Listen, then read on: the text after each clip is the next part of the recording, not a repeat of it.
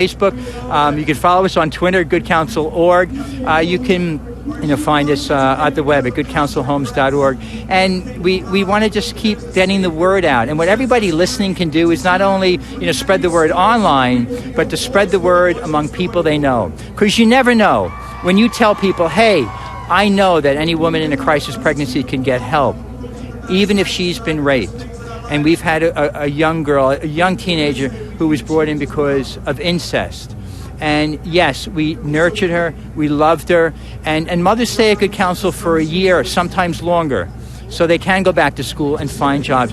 This young girl, because she gave birth after that horrible treatment, they were able to prosecute the right relative who was abusing her. And you know that if she was brought to Planned Parenthood today, they would abort her and she'd go right back into that abusive, horrible situation. And that's what we want to stop. Good Counsel Homes. Chris Bell, you've been at this for so long. Any baby in any crisis situation, goodcounselhomes.org. Chris, thank you so much. Back to you, Lauren. Thank you. And we have been talking about ways that women who are pregnant, looking for help, or women who have had an abortion can get help. That's Project Rachel and Project Gabriel. It is an amazing service that the church does, and if you are in need, the church is the place to turn. EWTN's Teresa Tomeo is outside on the National Mall with Bobby Schindler. He's the president of the Terry Schiavo Life and Hope Network. Teresa. Thank you, Lauren. And yes, of course, we are a people pro-life womb to tomb, and another issue that we really have to talk about and focus on that doesn't get as much attention as the abortion issue here at this particular event, but we are pro-life from womb to tomb, and we're glad to see groups like Bobby's that are here to remind us that we are truly a pro-life people. Are you seeing more attention being given to this issue? There's so many things that we could talk about in terms of not even end-of-life issues, because that wasn't the case with your sister. Right. She wasn't dying. But in terms of this push to end the life of people that some people don't think should have the right to live, what are we seeing in that area? Well, I think simply by the number of calls that we're getting from families that I think, yes, people are more aware of what's happening.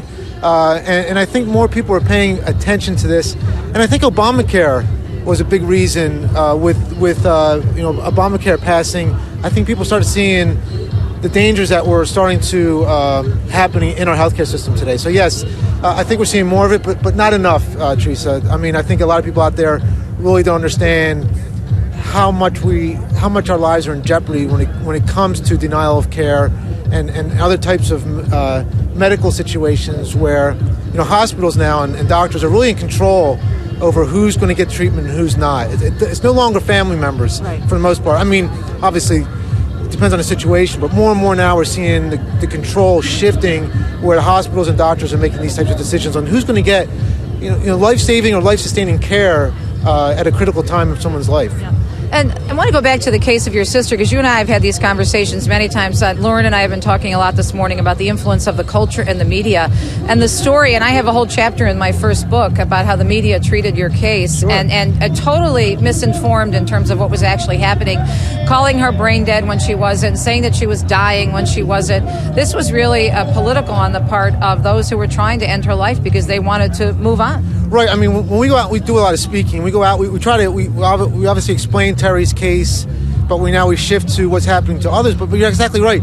There are so many inaccuracies and untruths about just because of the media and how they reported Terry's case. And it's happening today. I'm still debating people on my sister's condition, that she wasn't dead. The only thing keeping her alive was food and water. She had difficulty swallowing, therefore needed a feeding tube, so on and so forth. A wheelchair, we could have taken her anywhere. She was simply a woman with a disability. But yet, so many people don't understand the facts of her case, which really is hard for the issue we're dealing with, because other people like Terry now are being killed in the same way, who aren't in the conditions that people think that they're in, if that makes sense. So the information is so important. Real quickly, the Mass is coming up on April 6th. Your website, how we can find out about that Mass? Lifeandhope.com. EWTN will be having a Mass. Archbishop Chaput will be celebrating the Mass. My wife here, Christina, and my family will be there. It's really exciting, but we're starting promoting it very soon, and we hope people will start looking at this issue and seeing the urgency and how important it is. All right, great. Good to see you again. And we'll look forward to marching with you. God bless you. Back to you, Lauren. Thank you, Teresa Tamio.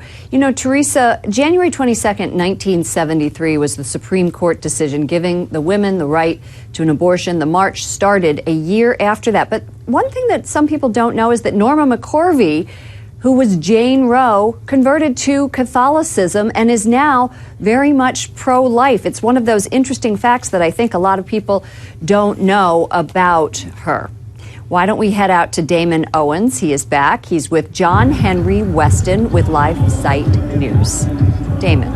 Yes, I'm here with John Henry. He's comparing some things that he's seen around the world with the march here. Now, we spoke a couple of years ago here and interviewed, and I know Life Site News, everyone knows your great work there.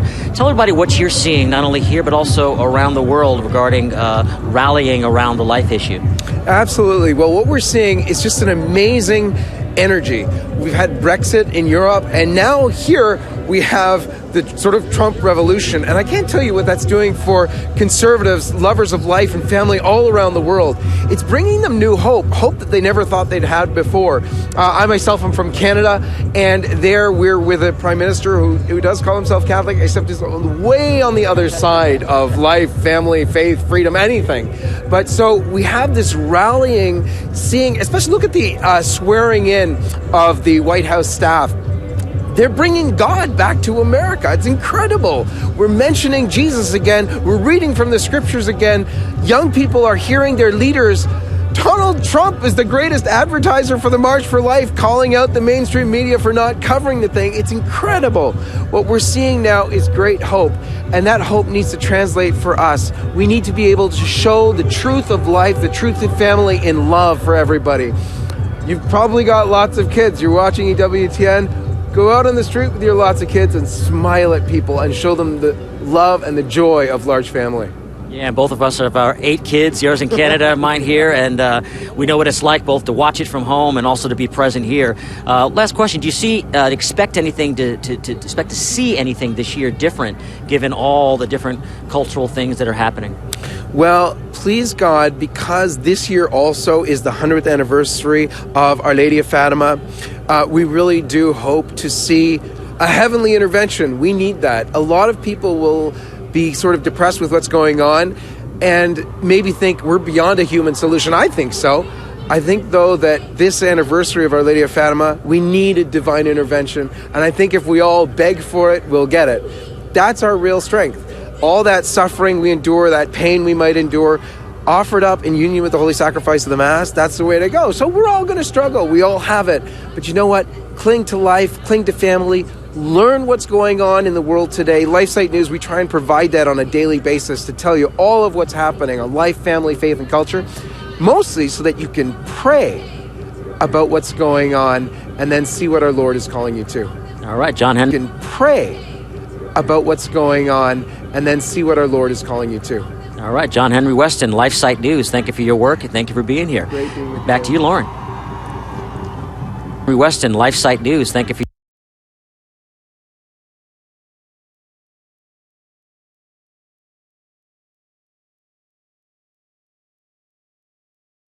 to begin to defund Planned Parenthood.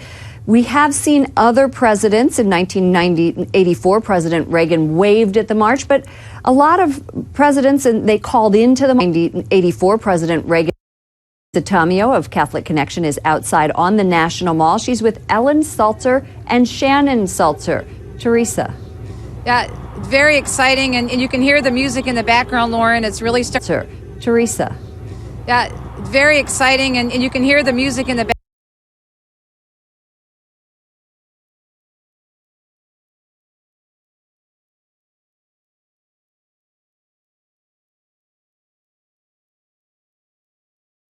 They probably won't get through because there's just too many of them. But the mall, I know you had the shots earlier, the mall is just completely packed. I was able to sneak around a little bit and get just a glimpse of it.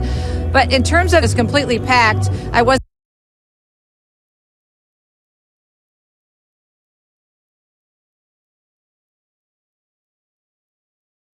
miracles. This is Shannon Salter. She's the older sister of Megan Salter, and this is Ellen Salter, who is Megan's mom. And turn around, show them your T-shirts on the back.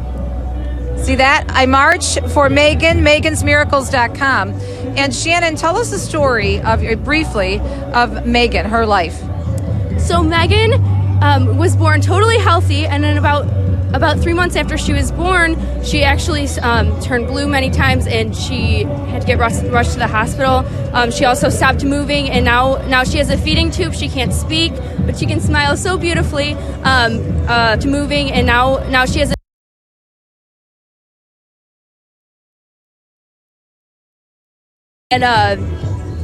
people will come up and like just give her a kiss or just want to touch her, and just she's transforms lives, you know, when we're at like we bring her shopping and we bring her to all different kinds of excursions, and people will come up and like just give her a kiss or just want to touch her, and just she's beautiful. She's a saint. She's a gift from God. She's actually transformed lives. People have become Catholic because of Megan. She's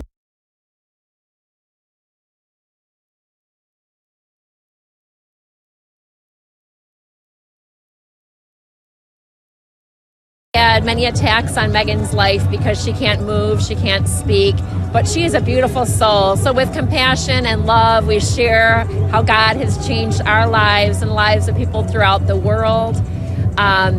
She is a beautiful little soul, and we hope to spread God's love throughout the whole entire world. We receive emails from around the world, and her stories on megansmiracles.com. And we are pro-life speakers, a mother-daughter team, and we're so blessed that Jesus has invited us into his crucifixion, his suffering, to teach others that when you suffer and you're at the cross with the Lord is when you'll have great joy in your life. So we are here as first-time pro-life marchers at the March for Life, and we are so honored to be with you, Teresa, as your good friend at home from the Archdiocese of Detroit. Yes, woohoo! We have a lot of marchers from the Archdiocese of Detroit. This is an amazing story. I want to encourage folks to look up on EWTN in our archives. I think you can purchase a DVD, Megan's Miracles, a beautiful story of Megan's life and the impact that she's had and the struggles that this beautiful family has gone through to get the message that all life matters. Every person is made in the image and likeness of God. megansmiracles.com. Let's go march, ladies. Woohoo! All right, back to you. Thank you, Teresa. Enjoy your march. I can see it is just packed with people. Thousands and thousands of people. Hashtags are trending on Twitter and on Facebook. So if you are going to this march, if you're watching, please do hashtag Why I March, Why We March, hashtag EWTN, hashtag March for Life to keep up the momentum of this amazing event. In just about 25 minutes, we're going to hear from the Vice President of the United States, Mike Pence, who will be talking about the importance of life. He will be talking about why he is pro-life. He will be talking about the laws that he enacted when he was governor of Indiana and what he is going to be doing for the pro-life cause going forward into this Trump administration. And President Trump has also been very supportive of exactly what we are marching for, which is life. One of his first acts as president, he banned federal funds for international groups performing abortion. Let's go to Damon Owen, who is talking with a group of children from Canada. He's out there. They traveled to D.C. from the march. For the march, I should say. Damon.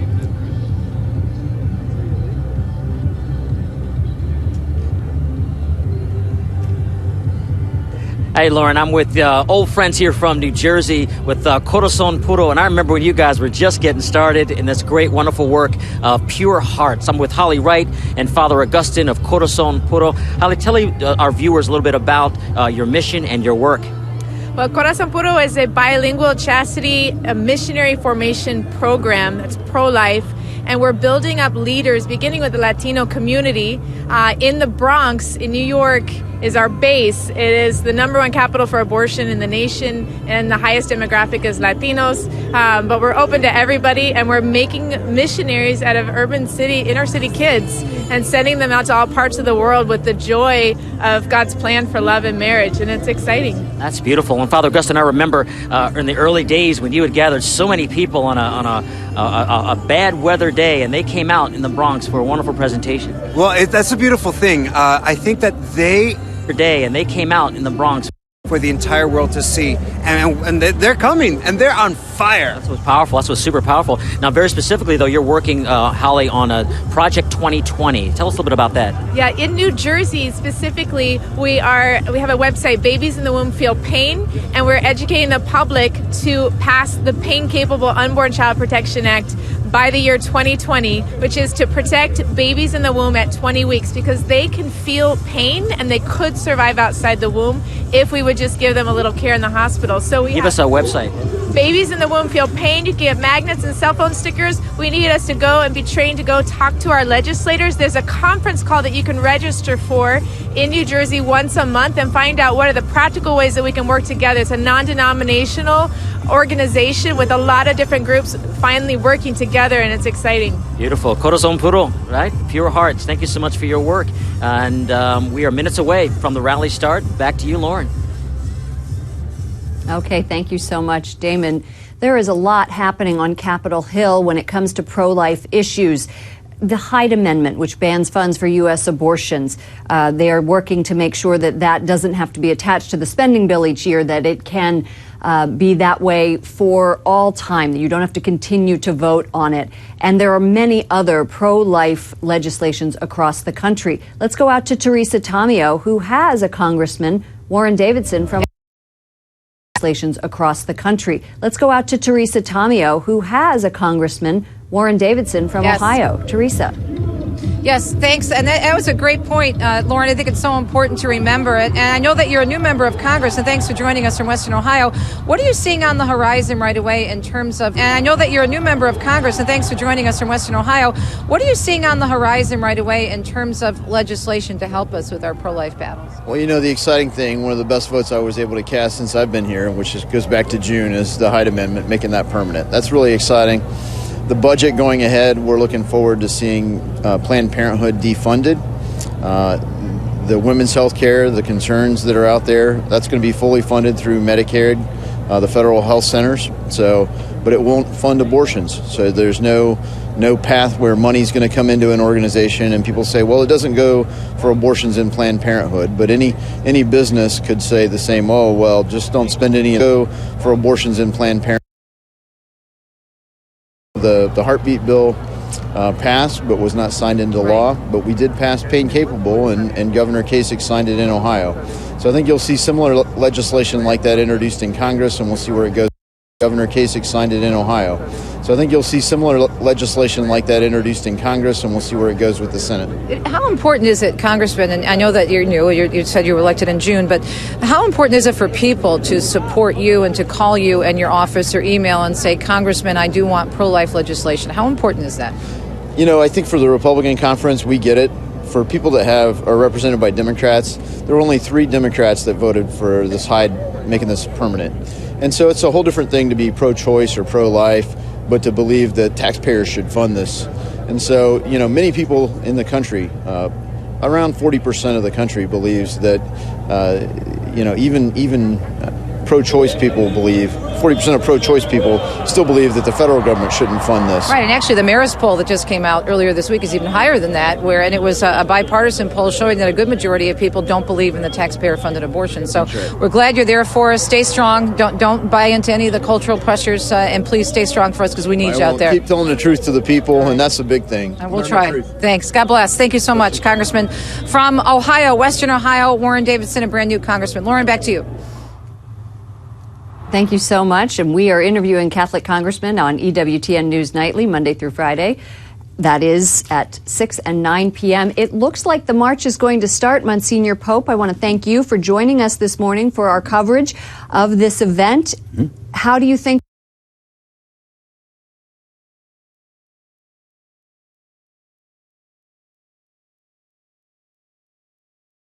the event is shaping up? Wonderfully, and I think there's a joie de vivre, a real joy. What an experience. I go year after year, and I've been out in so many marches, and it's just of the March for Life. It is the world's largest pro-life demonstration. We will be back with our coverage, our live coverage at 1 o'clock Eastern Time, live from the march. We're going to take you to the rally. Our live coverage at 1 o'clock Eastern Time, live from the march. We're going to take you to the rally right now. Bright stars through the perilous. Right now. Bright stars were so gallantly streaming, and the rockets red glare, the bombs bursting in air, gave proof through the night that our flag was through the night.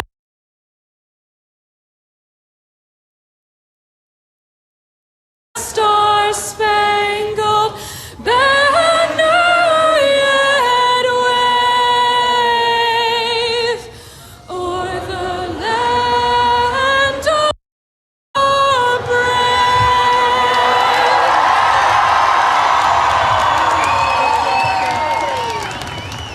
Thank you, Jessica. I would now like to welcome the American Heritage Girls, Troop 138. I would now like to welcome the American Heritage.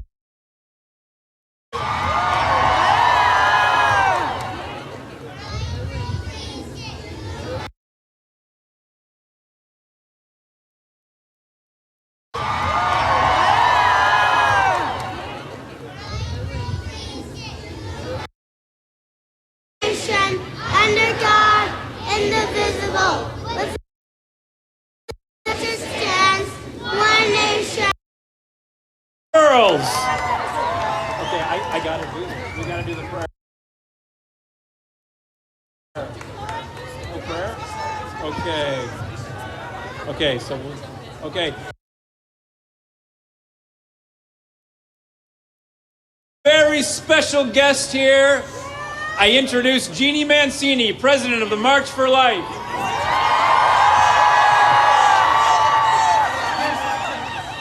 I can't tell you how incredible it is to see you all out there. Welcome! And I'm going to go ahead and introduce you to another very special person right now. Kellyanne Conway. Very special person right now.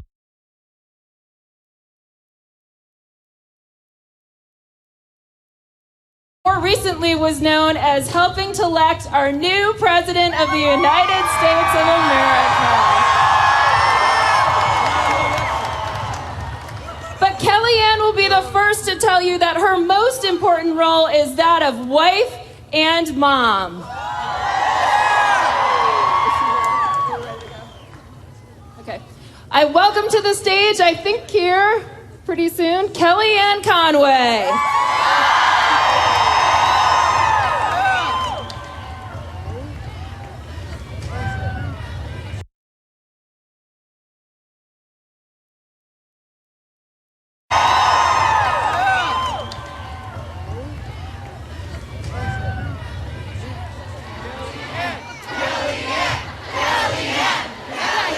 All right, you guys are going to work with me. You're going to welcome her even better. Here's what we're going to do.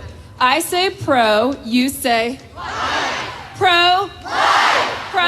I say pro, you say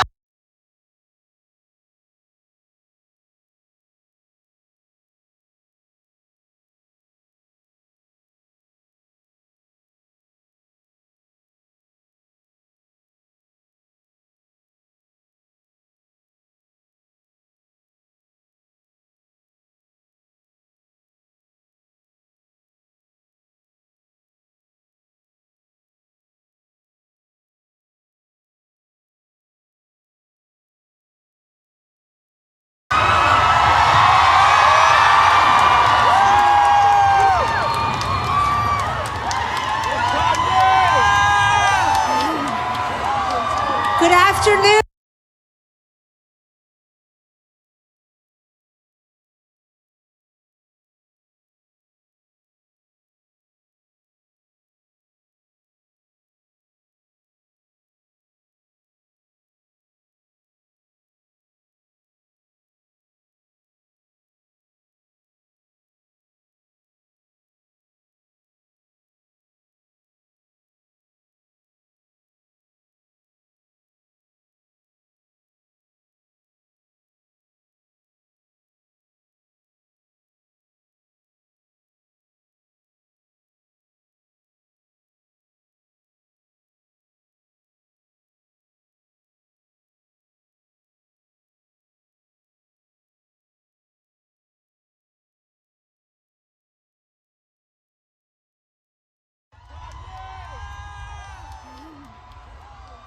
Good afternoon, March for Life. I am Kellyanne Conway. I am a wife, a mother, a Catholic,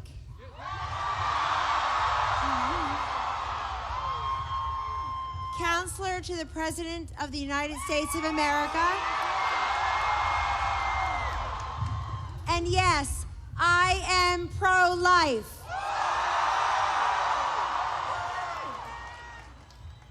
It is such an honor to stand with the Vice President of the United States and with so many leaders, families, and students from places near and far to defend the unborn. Your courage, your conviction, your resolve, and your faith are impressive and consequential. This is a new day, a new dawn for life.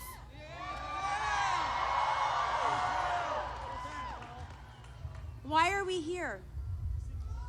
What does it mean to stand together, to be part of this incredible movement, to face criticism, ridicule, laws and lawmakers that diminish and erode our most basic right and the bedrock of our society?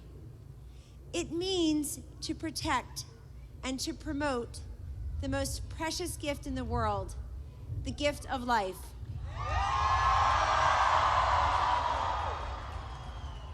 It means to stand up, stand tall, and stand together against the indifference and the indefensible, and to stand up, stand tall, and stand together on behalf of babies in the womb.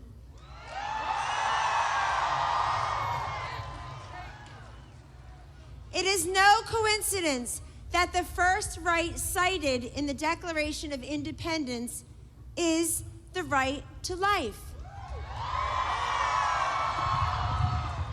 It is a right. It is not a privilege. It is not a choice. It is God-given.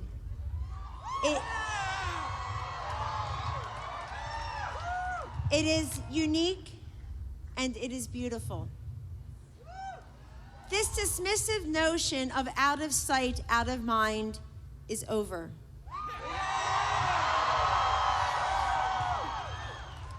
Science and medicine have joined religion and morality in causing many Americans to rethink just how fragile and how triumphant human life truly is. Look at a sonogram.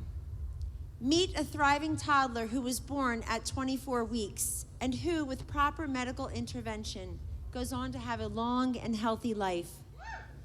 Speak to the many women who have faced challenges becoming and remaining pregnant and then welcomed a miracle. Talk to the couples who are now parents because adoption, not abortion, was the best choice.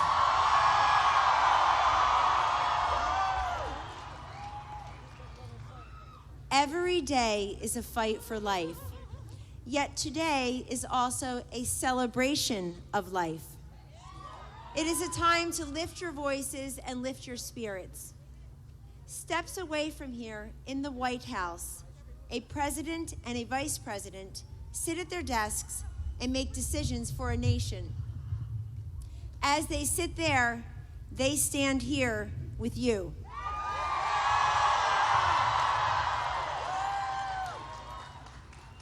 Their impassioned defenses of life as presidential candidates showed a nation that courage and commitment can overcome indifference and insults. And their decisive actions as president and vice president will further this conversation and this cause.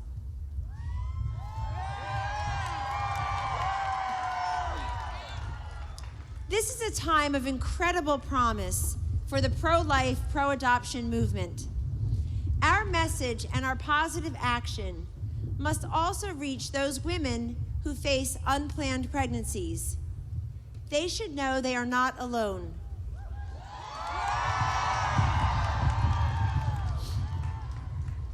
They are not judged. They too are protected and cared for and celebrated.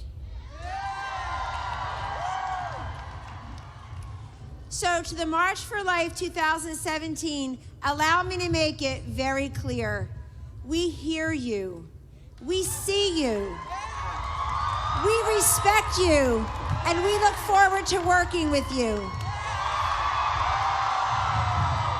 And yes, we walk, we march, we run, and we endeavor forward with you. God bless you, and God bless the United States of America.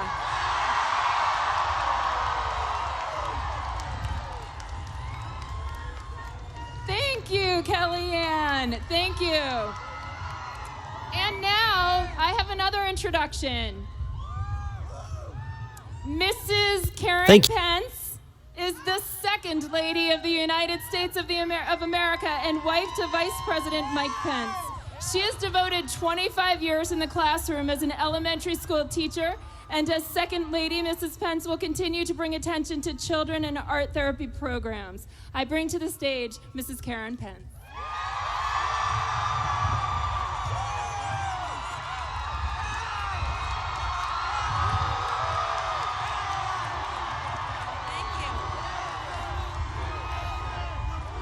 Thank you so much.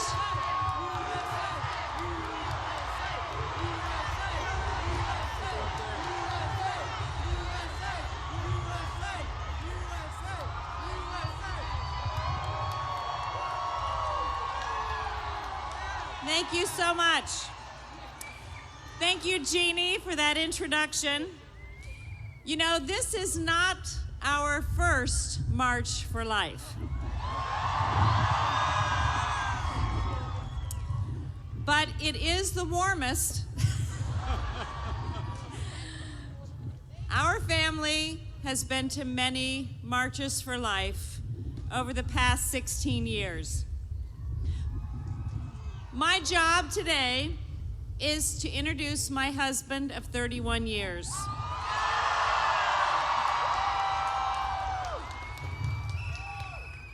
And just very short and sweet, I have never met anyone who has more compassion for women, for children, and for the American people.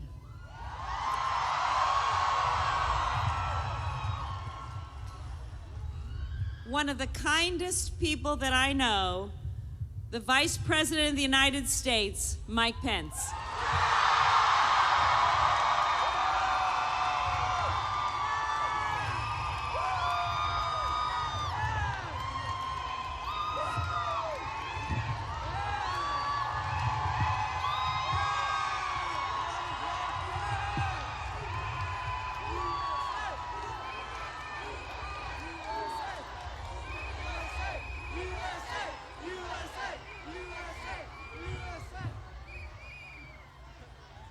Thank you, Karen.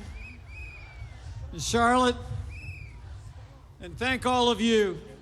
On behalf of President Donald Trump,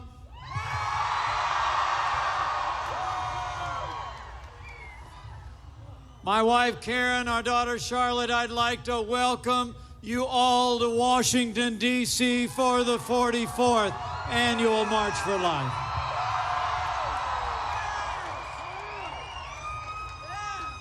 It's a good day. And it's the best day I've ever seen for the March of Life in more ways than one.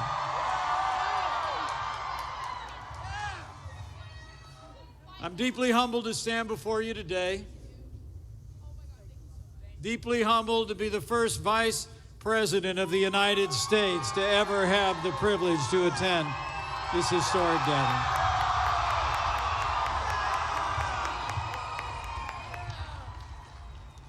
More than 240 years ago, our founders wrote words that have echoed through the ages.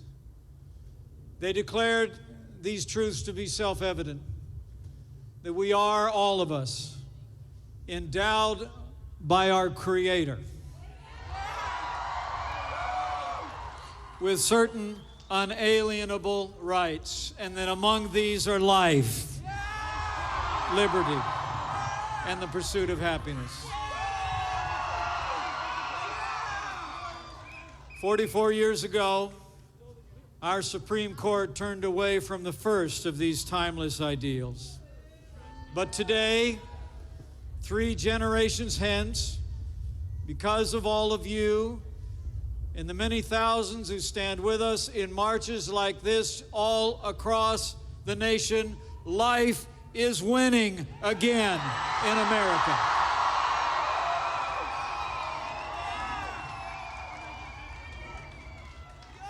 That is evident in the election of pro-life majorities in the Congress of the United States of America. But it is no more evident in any way than in the historic election of a president who stands for a stronger America, a more prosperous America, and a president who I proudly say stands for the right to life, President Donald Trump.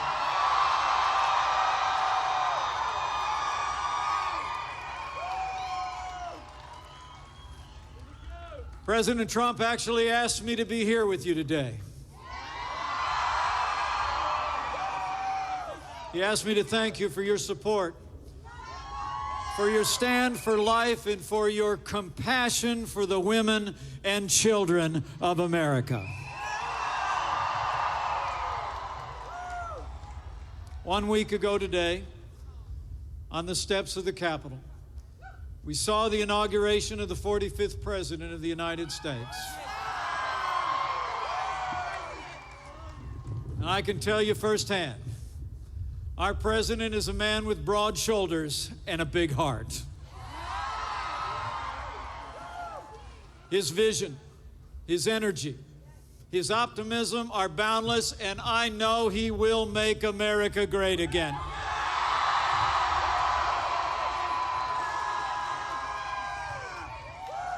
From his first day in office, he's been keeping his promises to the American people.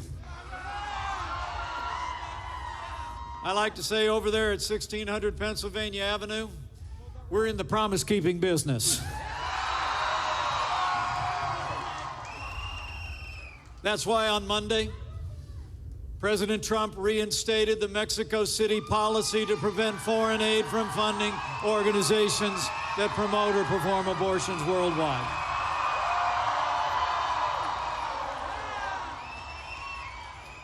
That's why this administration will work with the Congress to end taxpayer funding of abortion and abortion providers. And we will devote those resources to health care services for women across America.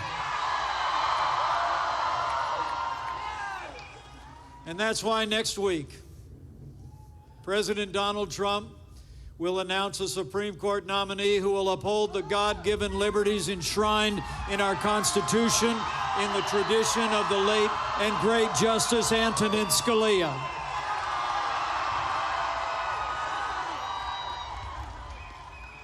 You know, life is winning in America. And today is a celebration of that progress, the progress that we've made in this cause. You know, I've long believed that a society can be judged by how we care for our most vulnerable, the aged, the infirm, the disabled, and the unborn.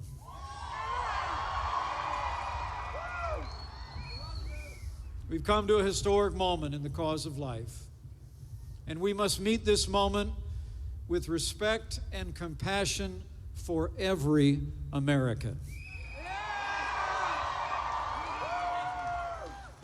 Life is winning in America for many reasons.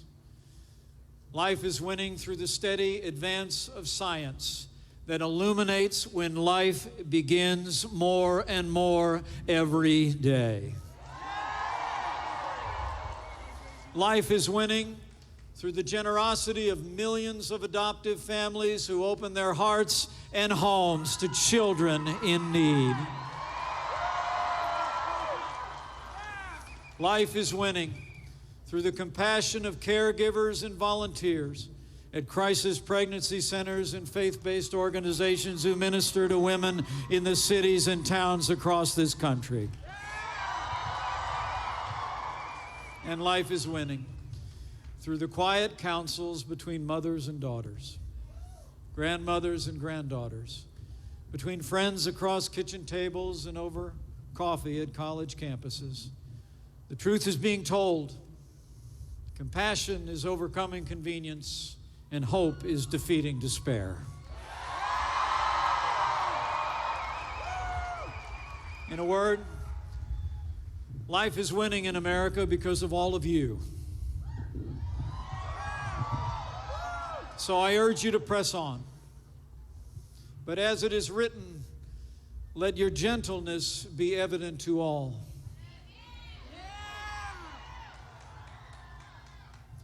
Let this movement be known for love, not anger.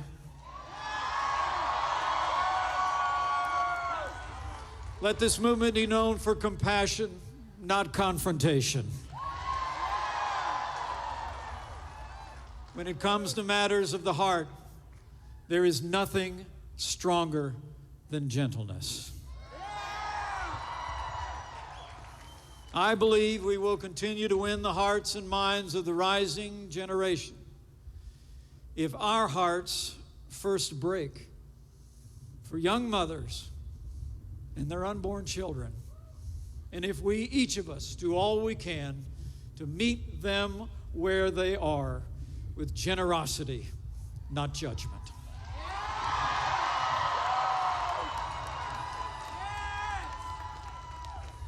To heal our land and restore a culture of life, we must continue to be a movement that embraces all, cares for all, and shows respect for the dignity and worth of every person.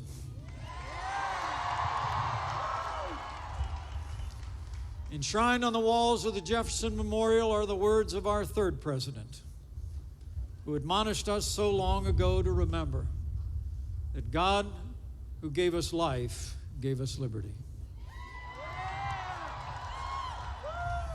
On behalf of the President of the United States and my little family, we thank you for your stand for life.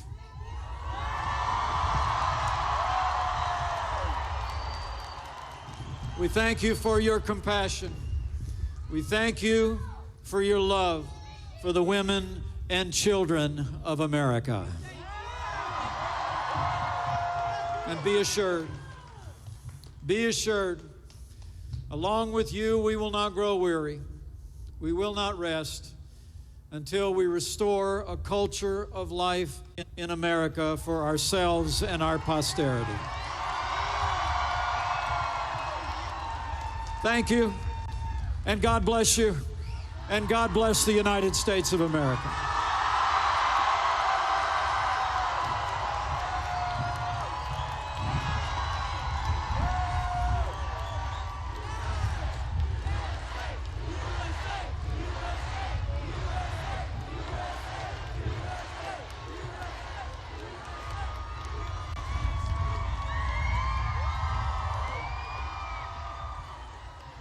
Thank you, Mr. Vice President. Are we all glad that he took the time to come here today? Let's hear it for Vice President Pence.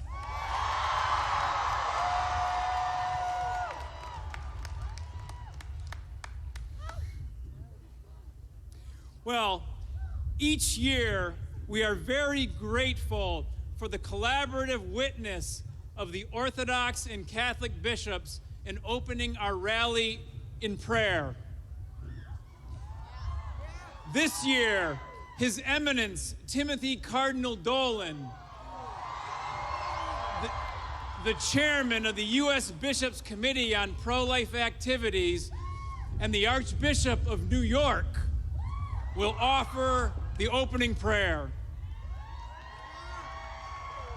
With him, we also welcome representatives of the Roman Catholic Bishops of the United States, the Assembly of Canonical Orthodox Bishops of the United States, and the Conference of Oriental Orthodox Bishops. Ready?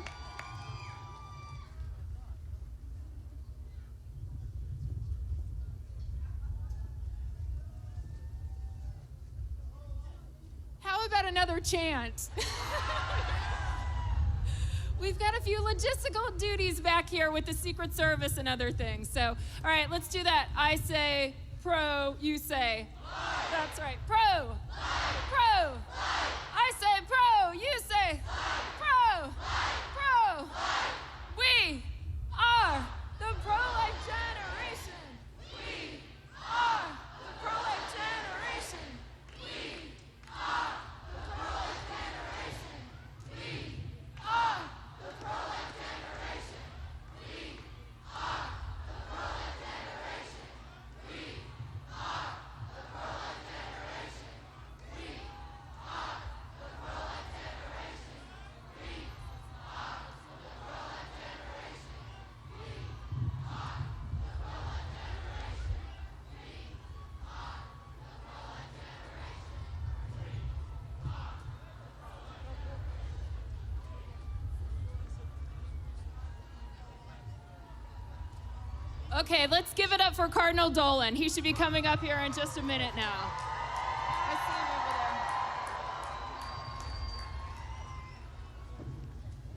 there. Isn't that amazing that the Vice President of the United States addressed the March for Life? You know, it's the first time in the history of the March for Life that we had a Vice President address us. What an amazing gift.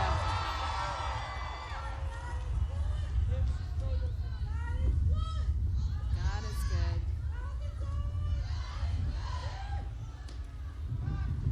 Moving. Yep, just keep. Yep. Yeah, So backstage, we are frozen right now, pending the departure of the Vice President. But very, very soon, in, I would say, 30 seconds, we will have Cardinal Dolan here. I think you should do yours, but don't introduce me.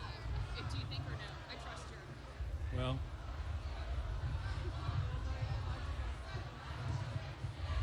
ten, 9, 8, 7, 6, 5, 4, 3, 2, 1. Cardinal Dolan.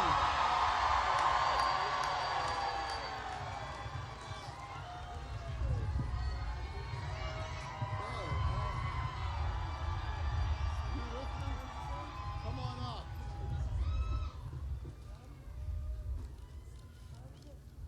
Let us pray. We praise you, God and Father of us all, sovereign of all life, for assembling us to proclaim the dignity of each human person and the sacredness of all human life. Thank you, Heavenly Father, for the gift of a nation where life itself is considered an inalienable right, where the dignity of each human person a self-evident truth. Our prayers are the more fervent as they rise from Christians and Catholics, Orthodox, Jews, Islam, people of all faiths in this one nation under God. Our supplication this afternoon is the more hopeful as we rejoice in the solidarity of hundreds of thousands who believe so ardently in the civil right of the innocent baby in the womb, deserving full protection of the law and the right to life. Our praise and intercession is powerful as we make it in the most holy name of Jesus, the Son of God, incarnate in the womb of his blessed mother, our Savior, who revealed himself as the way, the truth, and the life, who lives and reigns forever and ever. Amen. Amen.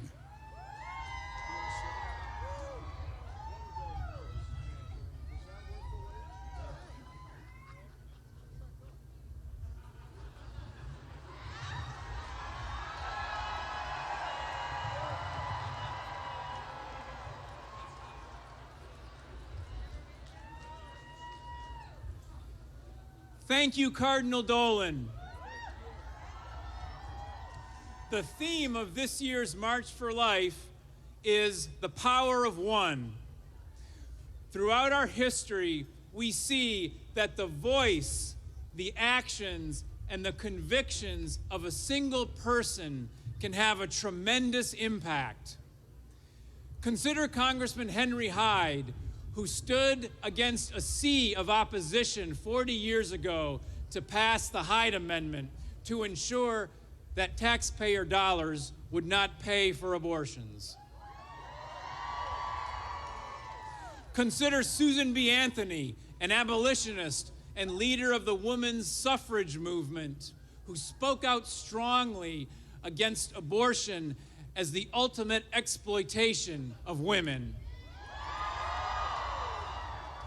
And consider Dr. Martin Luther King Jr., who wrote so movingly about unjust laws from his Birmingham jail cell, and who, by the power of his witness, changed the course of human history. And now, consider yourselves. Each of you has the power to make a difference in your schools, in your families, and with your friends. My challenge to you today is to use the power of your influence to stand up for the unborn, to give a voice to the voiceless, and to build a culture of life in all the ways that you can. If you do this, you will be amazed at what the power of one can do. I am very excited now to introduce to you someone who has used all her talents to make an enormous difference. She is one of the great leaders of our movement. Fellow pro-lifers, welcome again to the podium the president of the March for Life, Jeannie Mancini.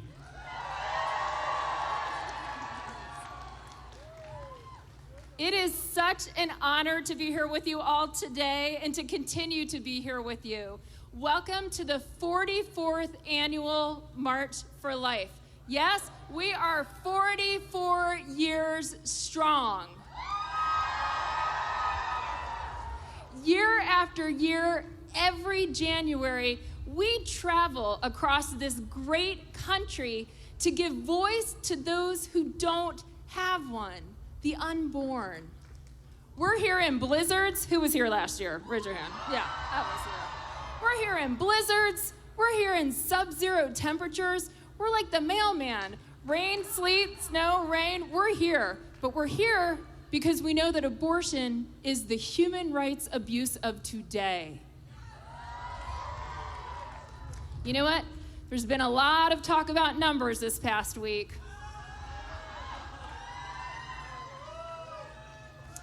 The Women's March has talked about numbers and Facebook likes, and people keep asking me, journalists keep asking me, what are our numbers for the March for Life? Well, it's hard to add up so many numbers after 44 years because there have been a lot of us.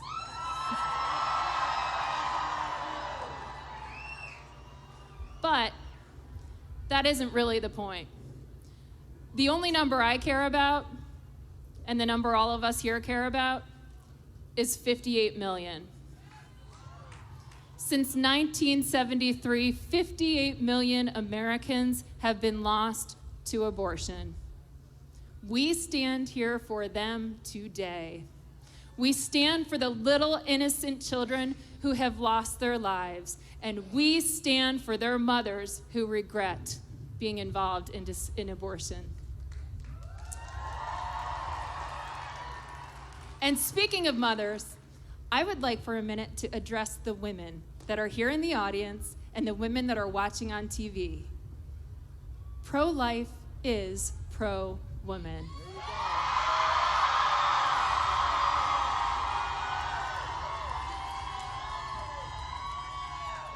That voice might have been shut out last week, but pro-life is pro-woman.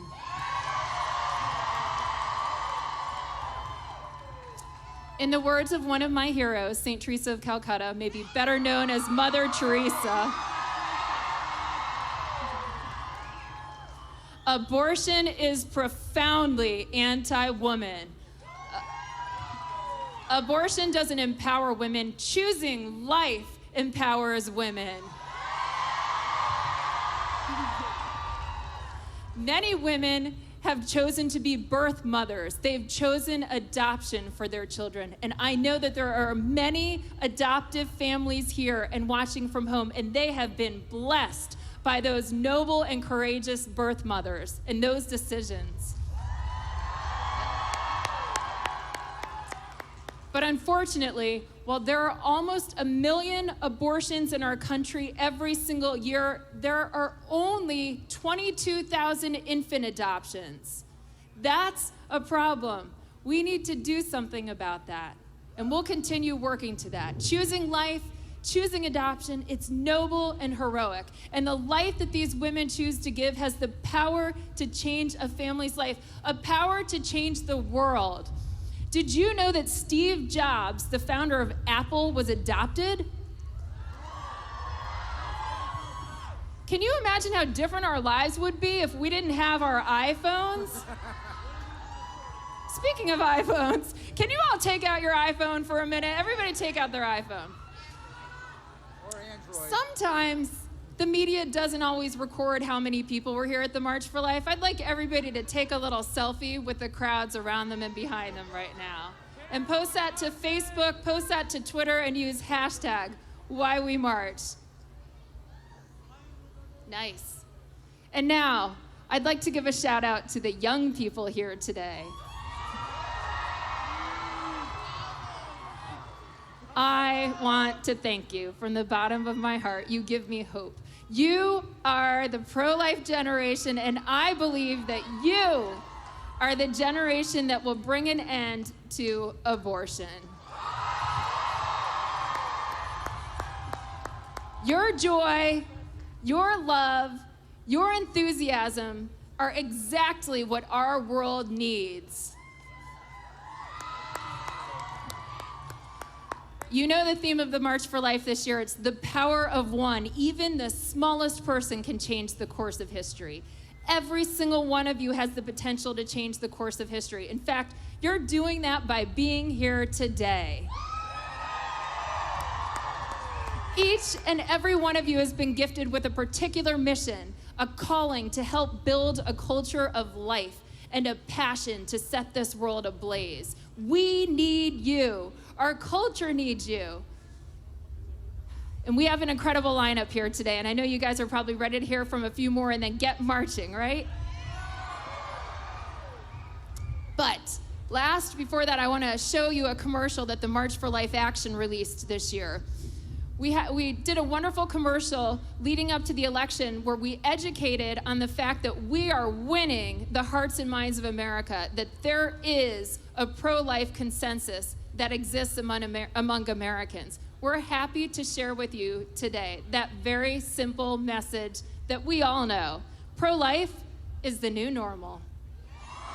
America has consensus. 8 in 10 Americans agree. Abortion should have real legal limits.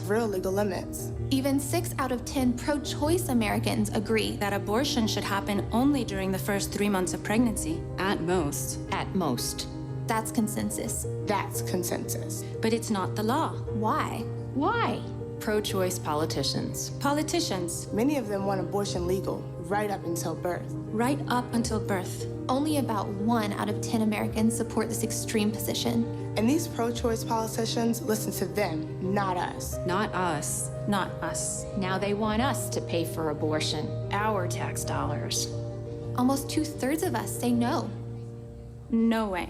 It's time for this extremism to end. It's time for our voices to be heard. It's time for politicians to stop working for the pro-abortion lobby and join the national consensus. A message from March for Life Action.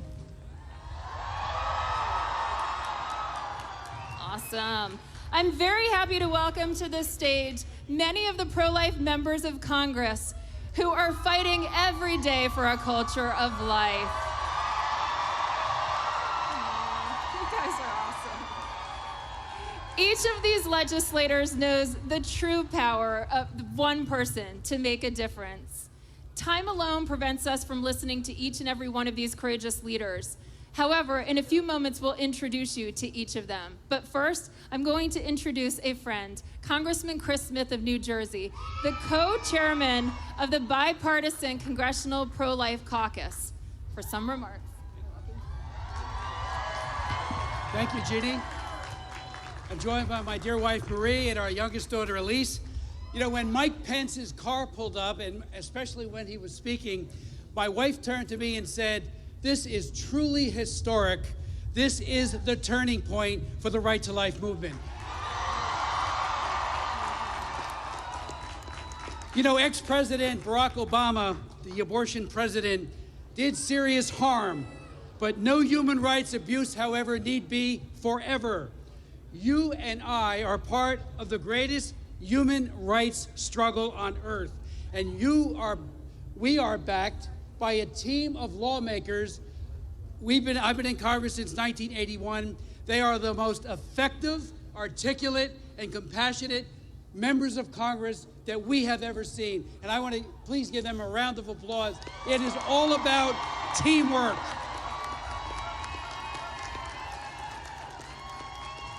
We are very and profoundly grateful that President Trump and Vice President Pence are already accomplishing amazing things, including reinstatement and expansion of the Mexico City policy, which was first put into place by President Reagan in 1984. However, the new Trump human rights policy expands it and will protect more babies overseas from the violence of abortion. So thank you, President Trump, for that leadership.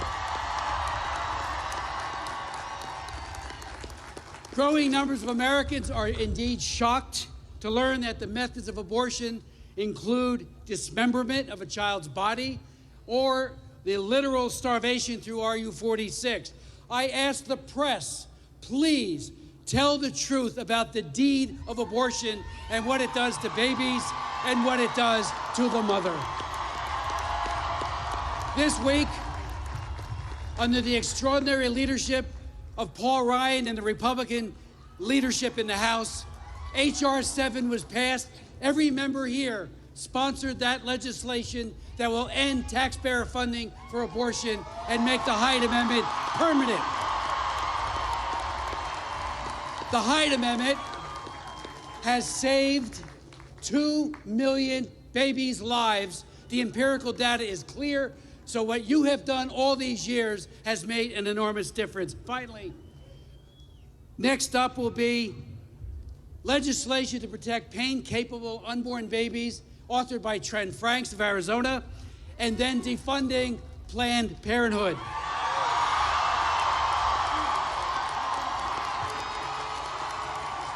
Planned Parenthood destroys an unborn child every 2 minutes and has killed over 7 million babies since 1973. That's more than all the people living in the state of Massachusetts.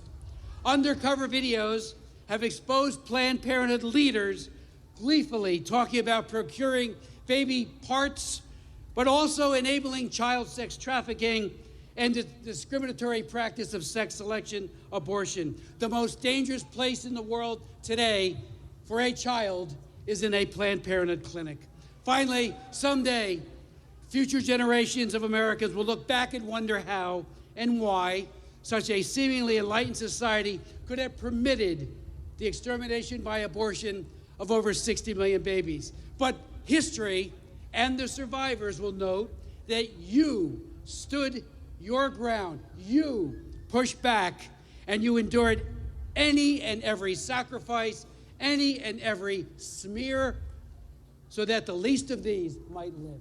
Thank you, and God bless you.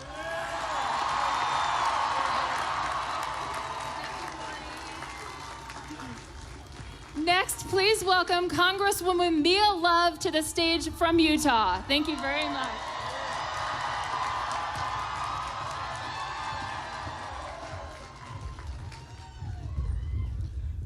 "41 years ago, A struggling couple arrived in America. They left their country, entrusted their 2 children, which they wouldn't see for another 5 years, in the care of family members to come here to the land of opportunity. It was inconvenient for them to find out that they were pregnant with their 3rd because both had to work multiple jobs to make ends meet. Some would say it would have been easier for them to have an abortion. But this couple had to make a difficult choice: protect the life of their child or always wonder what might have been.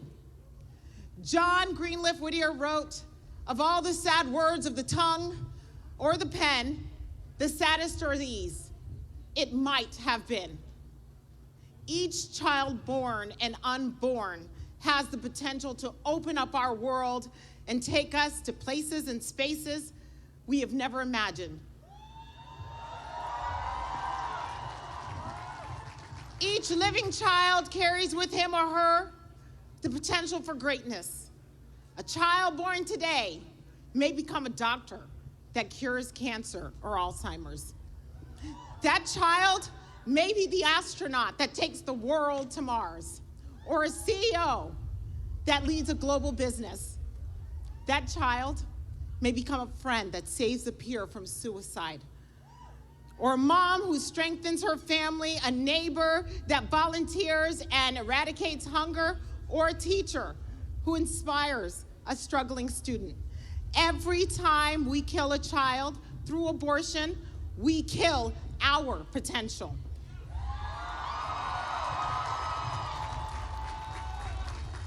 Every time we kill a child, we, all of us, suffer. We lose a little of ourselves and a whole lot of our future. We strip a child from their God-given potential when we, as a society, accept abortion as health care. My fellow Americans, we cannot accept what might have been. We won't know what might have been when we allow an organization to convince our pregnant women that they have no choice but to abort the life and the potential within them. We cannot accept what might have been. We will not know what might have been when an organization limits a woman from being empowered so they can profit. They prefer for women to be victims because they know that a truly empowered woman profits herself, her community, and everyone she touches. We cannot accept what might have been.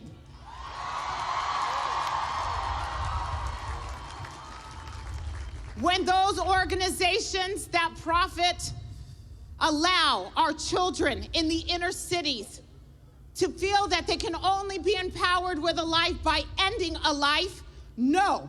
We will not accept that. We will not accept what might have been. Instead of listening to the haunting refrains of what might have been, we must instead focus on what is to come. During the other march in Washington last week, I saw the picture of a young black teenage girl in the crowd who was holding a sign that said, "I survived Roe versus Wade."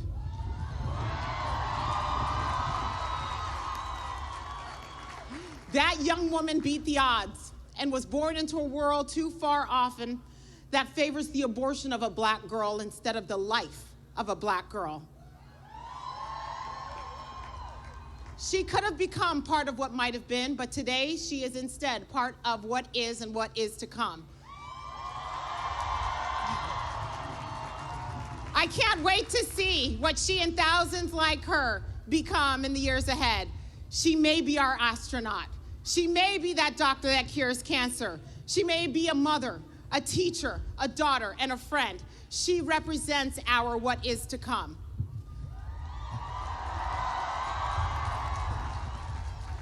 "41 years ago, that couple from Haiti could have made the choice to abort, but they didn't. They chose life. They didn't choose what might have been, they chose what is to come. They went and followed and fostered that life, and the future and the dreams that baby would bring. I'm certain that this couple would never have thought that that child would become the first black female Republican ever elected to Congress.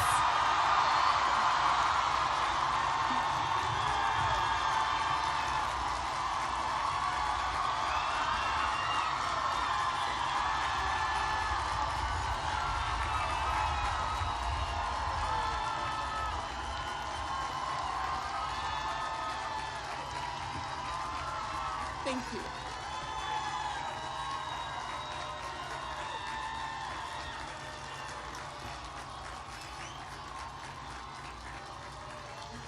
More than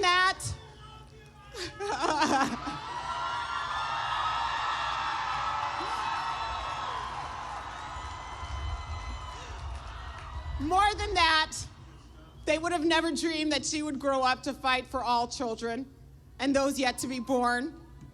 We all have talents, we all have gifts, we all have a purpose, and all of this for the benefit of us and our society. All we are asking is that we no longer settle for what might have been. We embrace the possibilities of that life to come. The life of those unborn have the potential and deserve the chance because they will dream, they will create, they will add their colors to the fabric of our lives.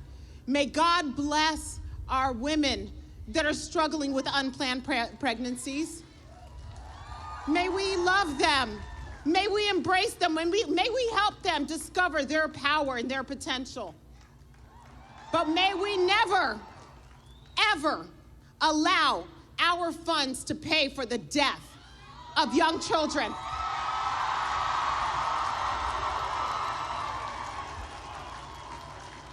May God spare them. May God bless you for being here today, and may God bless our pro-life United States of America.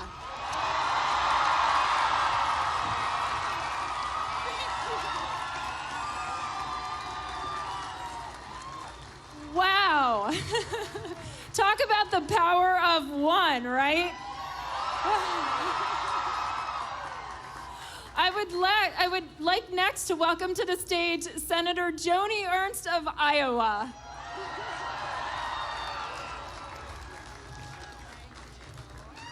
Oh, God bless you all. Thank you so much. Thanks for being here. And what I am wishing today, above all else, what I am wishing for all Americans, whether they are born or unborn, is that they know peace, that they know love, and that they all might be touched by the grace of God. Thank you all. Okay, well, thank you all so much for being here and standing up for life. This is important. We know how important it is. Back in 2015, I introduced a measure to redirect federal dollars for women's health care away from Planned Parenthood. Yes, thank you. And give that money to places like community health centers, which provide greater health care services regardless of a person's ability to pay. Thank you. Because as we all know, Planned Parenthood is the nation's single largest provider of abortions.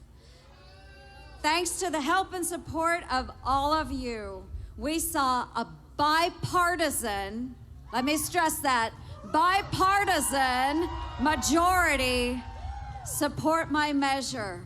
And ultimately, we sent it to the president's desk. But unfortunately, folks, back then, we did not have a president that respected life, and he stopped us. Thankfully, today is a different story, because today, as you heard from Vice President Pence, we have a pro-life president.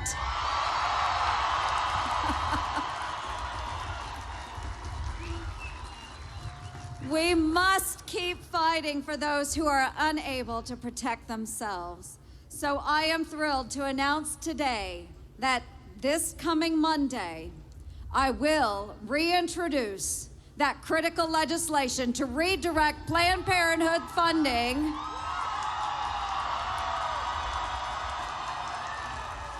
We will redirect Planned Parenthood funding to other eligible women's health care providers.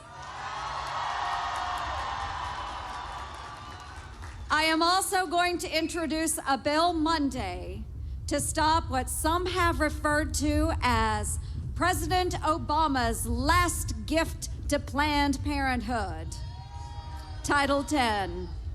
Representative Diane Black is joining me in this effort, and it would scrap the Obama administration's 11th hour rule that entrenches federal family planning funding for Planned Parenthood. Folks, we're going to stop it.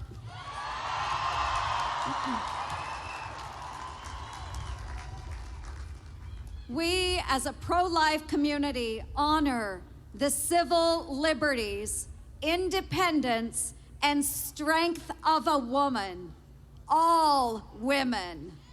And that means both supporting mothers and rising up to protect the most vulnerable in our society, the innocent babies who are unable to defend themselves.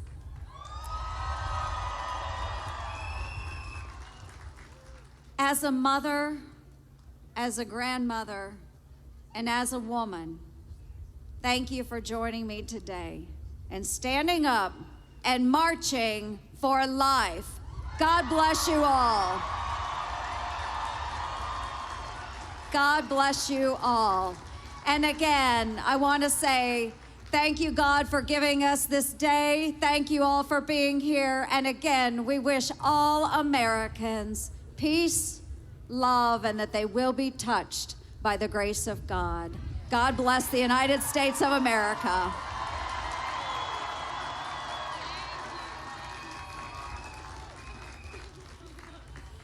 Thank you, Senator.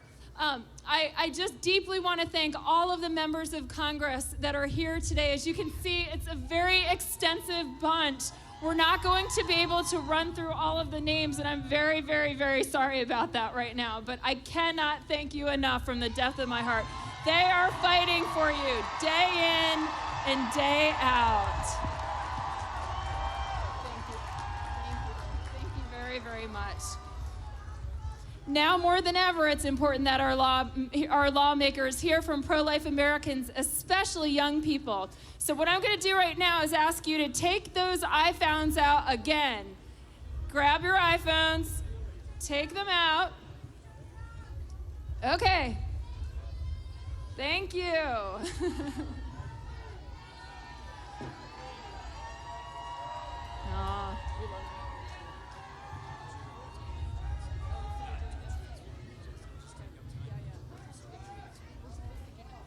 Okay, so I want you all to take out your iPhones right now and send a text message to the number 99000. That's 99,000. And the word that you're going to type in, the key word is March for Life. The number 4, all one word, lowercase. So you're typing 99000. It's up on the jumbotrons there if you're not following me. 99000. And then you type March, M-A-R-C-H, for Life. You'll receive a message with a link to March for Life Action. And this is going to be able to give you tools to interact with your members of Congress, to talk to them about pro-life legislation day in and day out. Broadcasting Network and our coverage of the March for Life. Unlike the mainstream media, we here at Right Side Broadcasting believe in fair and equal coverage of events and news around the world. We cover events like this for people like you. Now we need your help to take Right Side Broadcasting to the next level. Please donate to help us keep broadcasting at GoFundMe.com/NextGenRSBN. That is GoFundMe.com/NEXTGENRSBN. Once again, thanks for watching.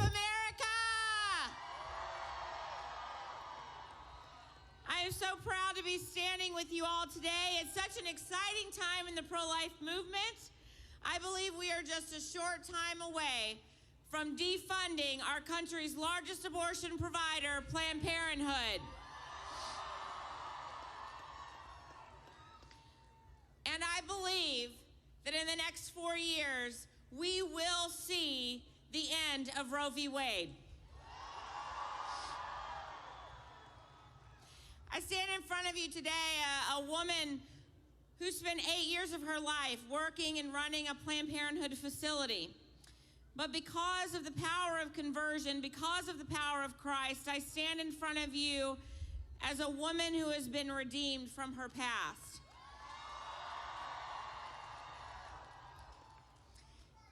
And today, thankfully, I do not stand alone. Our ministry, And Then There Were None, has 12 former abortion clinic workers with us today. And the best news is that is just a small percentage of the amount of women and men we have been able to get out of the grips of the abortion industry. To date, in the past 4 years, we have helped 330 abortion clinic workers leave the industry.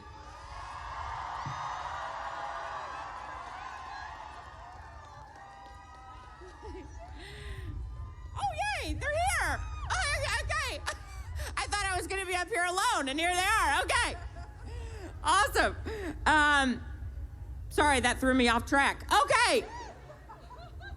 Another great celebration to our ministry is that we have had 7 full-time abortion doctors leave their practice in the abortion industry.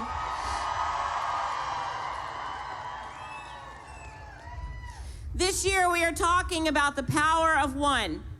Almost every woman standing with me here today was touched by one person. For a client named Annette, it was one person who slipped our website underneath her windshield wiper. For another client, Shelley, it was a young man who gently reached out to her and shared about our ministry. For me, it was a 13-week-old baby in the womb that changed my life. One person, you, can change the course of another person's life. Now is the time to be unabashedly pro-life, to be bold in our defense of the unborn and their mothers. Through the power of all of us, we will not only work to make abortion illegal, but we will see a day where abortion is truly unthinkable in this country.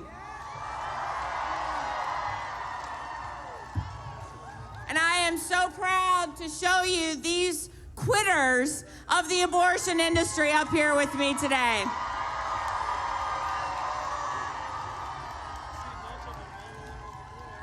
We are proud to stand alongside of you in this fight. God bless you all.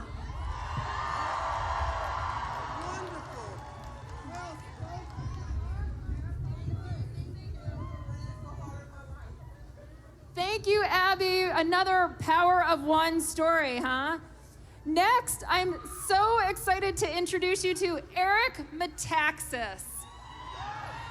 Eric is a New York Times best-selling author and the host of his own nationally syndicated radio show. He is hilarious and incredibly smart and one of the best leaders of this movement, in my humble opinion. Please join me in welcoming to the stage Eric Metaxas. Live from DC, it's the March for Life. Praise God. Jesus is Lord. ABC News, are you covering that? ABC News, are you covering this? You want to see the women of America? Here they are. This is the inclusive march, where as long as you are alive and a human being, you are welcome at this march. I think we've all heard of fake news, right? Well, here's an announcement. You can tweet this out. Roe v. Wade is fake law. And in the words of Reagan, to paraphrase the great pro-life president, let me say to the Chief Justice of the Supreme Court, Justice Roberts, tear down this law.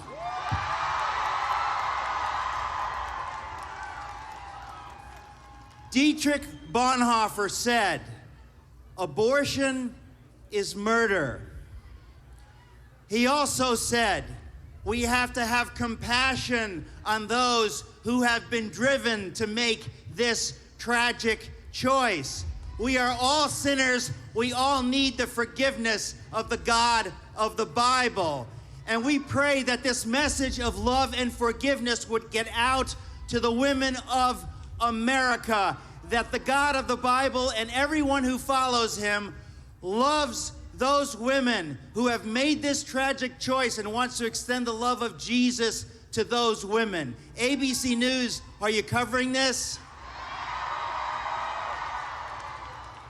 The media in America has not told the other side of the story, that women have been the victims of abortion and that abortion hurts women. Will ABC News cover the fact that many women are bullied into making this choice by men in their lives? It is not their choice. If they had a real choice, they would never make this choice. And also, I have a question. If the DNA of the baby in the womb is different than the DNA of the mother, how can it be the mother's body we're talking about? Here's something else for Twitter. Roe v. Wade is anti-science. The science today, more and more and more and more, and it's why there are so many young people here, says that that is a person in the womb. We need to get real and stop pretending it is anything but that. Now, I have a final statement. I want to say this. Yes, I am outraged. Yes, I have not thought a lot about blowing up Madonna's house. And the reason I have not thought a lot about blowing up Madonna's house is because the Lord I follow commands me to love my enemies. Because I and many of us here are Jesus freaks. We obey the Lord of life. And when Jesus told us to pray for our enemies, we're crazy. We do it. And I'd like you to join me right now in praying for Madonna. Madonna, Jesus loves you. And we're going to pray that his love be revealed to you and everybody that was at the Women's March. Let us pray for Madonna right now. Father God, in the mighty name of Jesus, we lift up your daughter, Madonna. We ask you, Lord, to show her your love. Show her that you love her, that you are with her, and that you want her to know you personally. We pray for Katie Couric. We pray for all the women that were at that march, that they would know you love them and that we here love them. In the name of Jesus, amen. God bless you.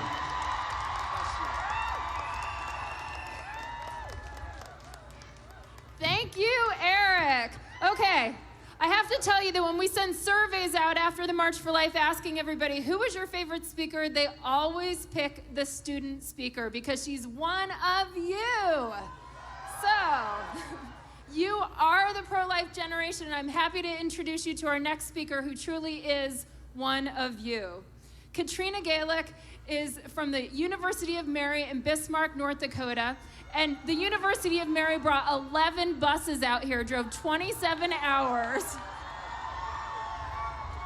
And Katrina's gonna talk to you a little bit about witnessing for life in the blizzard of 2016. Katrina Gaelick. Thank you all so much. When I was born, my parents named me Katrina Gaelick. I'm a proud senior at the University of Mary in Bismarck, North Dakota. And the University of Mary is so honored to be chosen to lead this year's March for Life.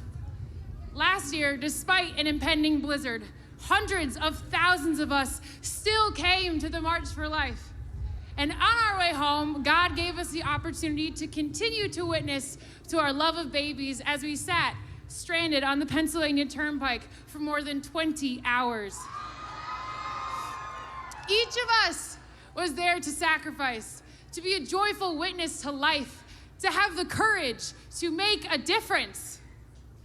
Last year, since Roe v. Wade, more than 58 million innocent human beings have had their lives taken by abortion. A third of my generation, our classmates, our teammates, and our friends are missing from our lives directly because of abortion. Their body parts sold, their rights disregarded. And as if one death blow wasn't enough, women of my generation are now the largest market for abortion providers like Planned Parenthood. And so I say, fellow youth of America, fellow college students, this is not someone else's problem. Indifference is not an option. Ending abortion is our responsibility. And we stand on the shoulders of giants. Thanks to generations of past pro-life leaders, we are positioned by providence and by history to end the scourge of abortion in our nation. Now, more than ever, we must hold ourselves to a higher standard, fighting relentlessly for the lives of our brothers and sisters, regardless of the sacrifices required. As we march today, let us keep in mind that ours is a movement which sees its struggle not from the outside in, but rather from the inside out. Our battle doesn't start in a courtroom. Our battle does not begin on college campuses or classrooms. Our battle begins where we have the most influence, within our own hearts. The pro-life battle begins with the daily decision to live by the truth that every life, in every stage, is beautiful, dignified, and demands our love and our protection. There will be times when we are ridiculed and rejected for standing for life. Then we should never cower. No, we will remember what our eyes behold on this day. Everywhere I look on this January morning, I see women and men who, despite criticism and hardship, have dedicated their lives to the struggle for truth and for justice in the United States. Like them, we can stare into the face of this injustice and have hope, for we know we fight for the truth. We have deep joy, for we know that through Christ, the final victory has already been won for us. It is an honor to march with you all today. My friends and I at the University of Mary, young people from sea to shining sea, the pro-life generation. We all look forward to the day when we will return to our nation's capital, not to march against the evil and injustice of abortion, but to celebrate victory of a new culture of life. God bless you all.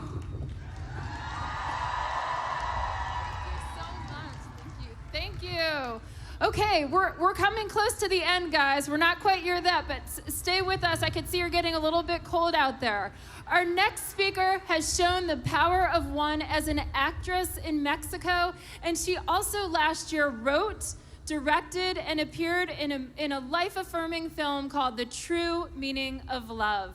Please welcome to the stage Karime Lozano.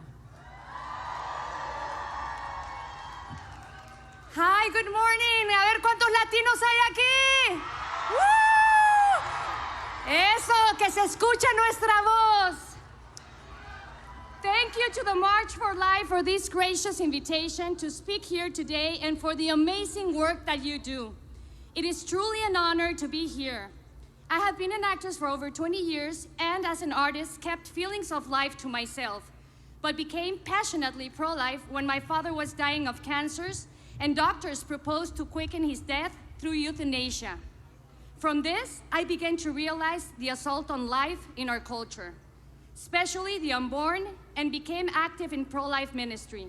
Today, I'm here to thank you and to encourage you to remain diligent in your fight to protect the unborn. As a Latina, I have witnessed firsthand the assault of abortion targeting minorities and urge everyone, especially my Latino brothers and sisters, to defend life. I was a single mother. Woo! Latinos por la vida! I love your energy.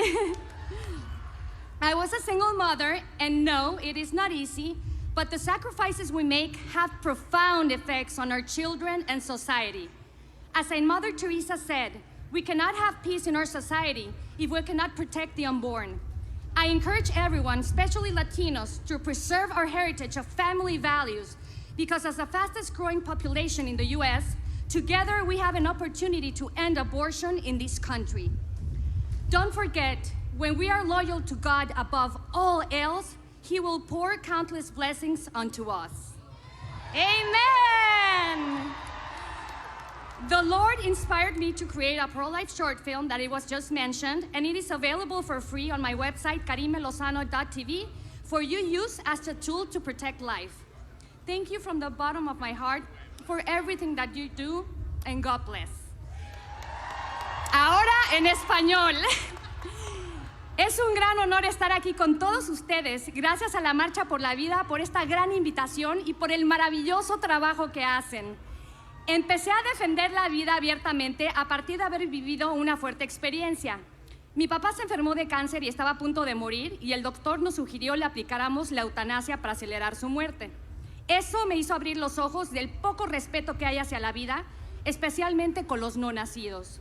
Me di cuenta de la fuerza que tiene la cultura de la muerte, y ahí es cuando decidí defender la vida apasionadamente desde la concepción hasta la muerte natural. Hoy estoy aquí para darles las gracias a cada uno de ustedes y para seguir alentándolos para que sigan firmes y fuertes en la lucha por defender a los no nacidos. Qué hermoso ser la voz de ellos, ¿verdad? Como latina he presenciado la cacería sobre las minorías y es urgente, mis hermanas y hermanos latinos, que defendamos la vida.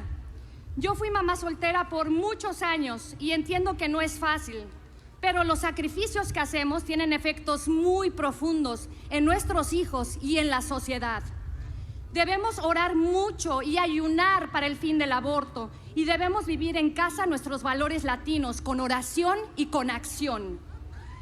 Quiero motivar a todos, especialmente a mi gente latina, que hay que perseverar por mantener los valores de la familia latina, que seamos ejemplo de ello en nuestra comunidad, compartiendo este mensaje con amor y con misericordia.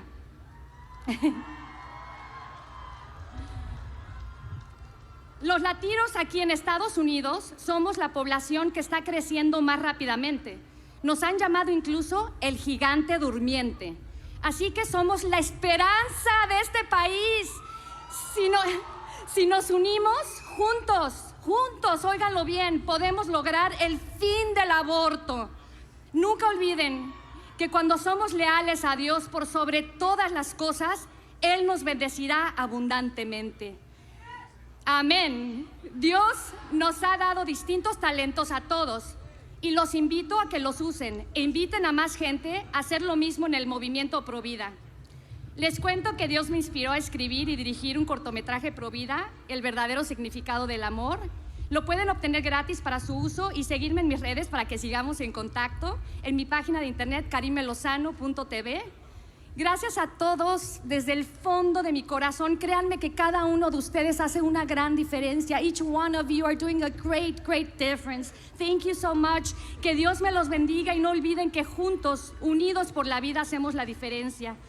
Latinos por la vida, Latinos for life, we're present. Our voice is present. Y que viva Cristo Rey. Que viva Cristo Rey. Que viva Cristo Rey. Gracias, que Dios los bendiga.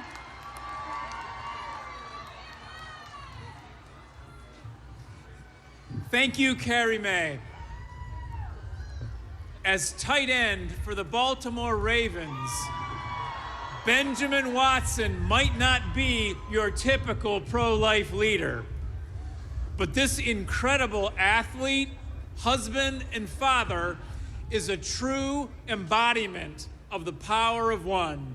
Please welcome to the stage Baltimore Ravens tight end, Benjamin Watson.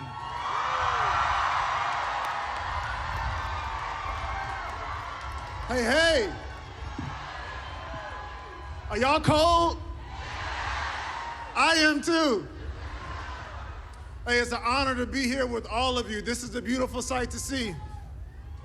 Hey, many people wonder why this is important to us. And I'll say this, the answer is simple because I, like you, hold life in high esteem. But even beyond that, this is important to me because of three things I've dedicated my life to. The book of Jeremiah, chapter 9, verses 23 says, "Thus says the Lord, let not a wise man boast of his wisdom, and let not the mighty man boast of his might.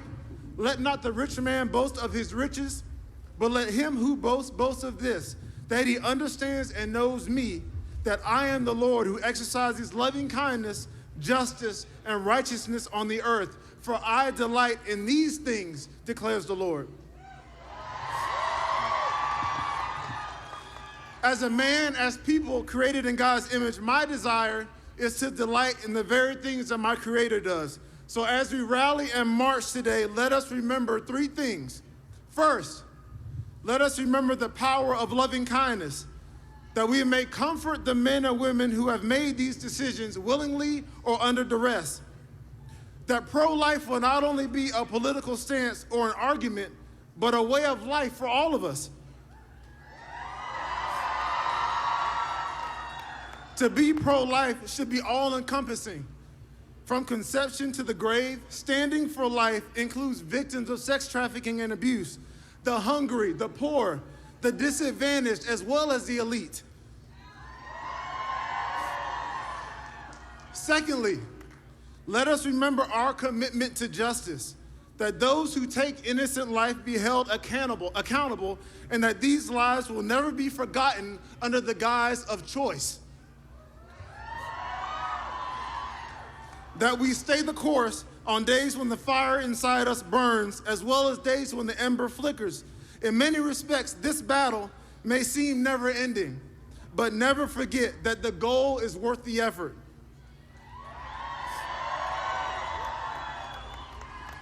I stand with you in defense of the voiceless, the preborn, which are our most precious gifts. Thirdly, let us remember the call to righteousness, knowing that we ultimately answer to a higher calling, and that no matter what we have done in the past, grace, which is my daughter's name, grace is sufficient to cover our many faults. In a time of relativism, we must remain convinced that truth is greater than any trend. And because of this, we are compelled passionately to engage our culture without compromise. Now, men, all you men out there, men. Men, it is past time that we be the leaders, caretakers, and providers that we were meant to be. We as men must stand up for the lives of the innocent and their mothers in crisis. Hey, as important as women have been in championing this cause, you men, us men, must rise up and lead the charge. Even if it wasn't demonstrated for you by a father, you can be different. You can change the course of generations. Men, we can be silent no more.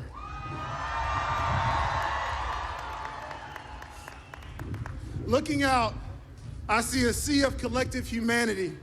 But looking closer, I see individuals who have their own spheres of influence. This is the power of one. It is the power of influence to influence people in our neighborhoods, in our churches, in our workplaces, on our teams. It is also the power to unite as we have today as one for a common cause to end the unthinkable practice of abortion in the United States of America. Thank you for marching. And again, this I see is a beautiful sight. God bless.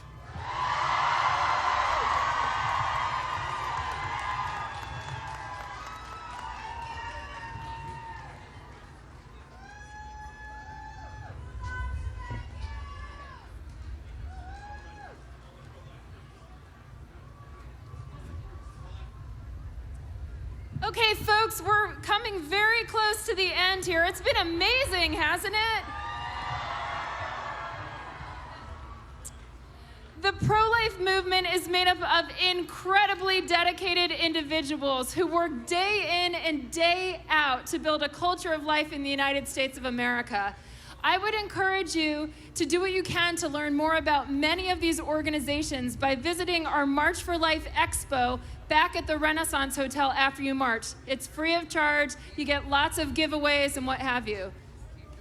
Joining me now on stage are many individuals who represent tremendous pro-life organizations.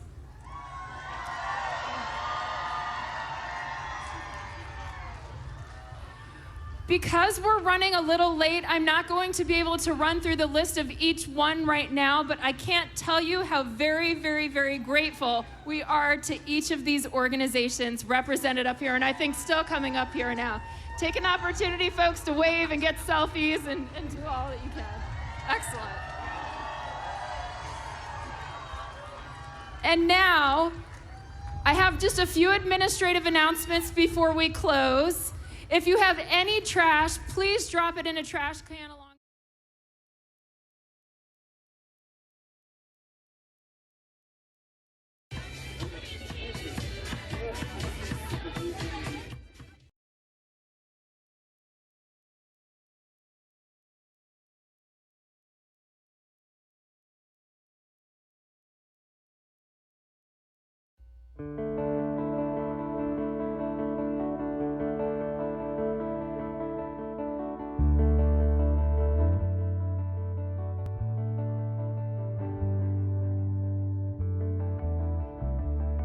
Thank you for tuning into the Right Side Broadcasting Network and our coverage of the March for Life.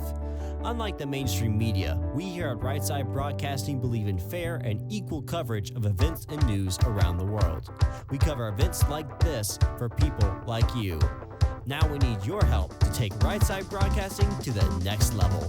Please donate to help us keep broadcasting at GoFundMe.com/NextGenRSBN. That is GoFundMe.com/NEXTGENRSBN. Once again, thanks for watching.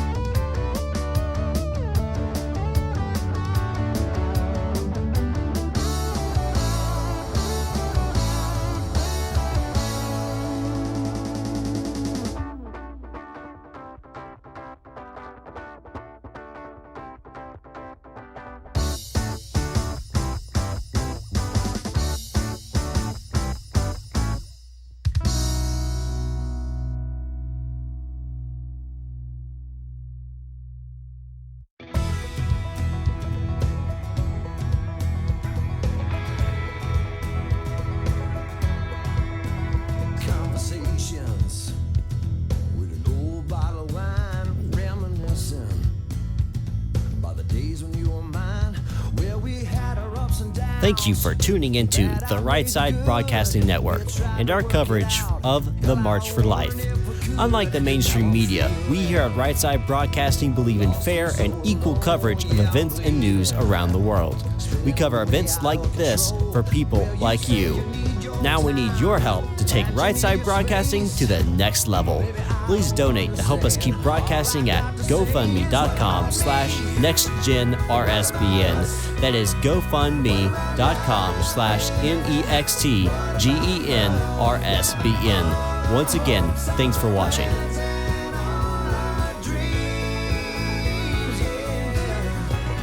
What about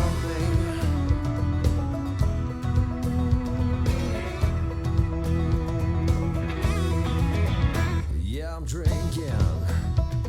All the rumors are true, really sinking. In a broken heart of blue. Well, you told me you still love me. But girl, how could it be? If you still want your freedom, then you ain't wanting me. So what about me? What about us? What about love, baby? What about love? What about all our hopes, all our plans, and all our dreams?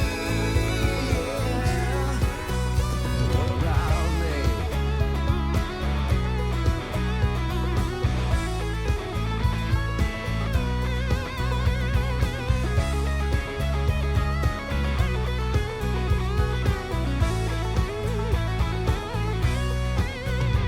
You say you're gonna go, I wave goodbye. Goodbye, baby.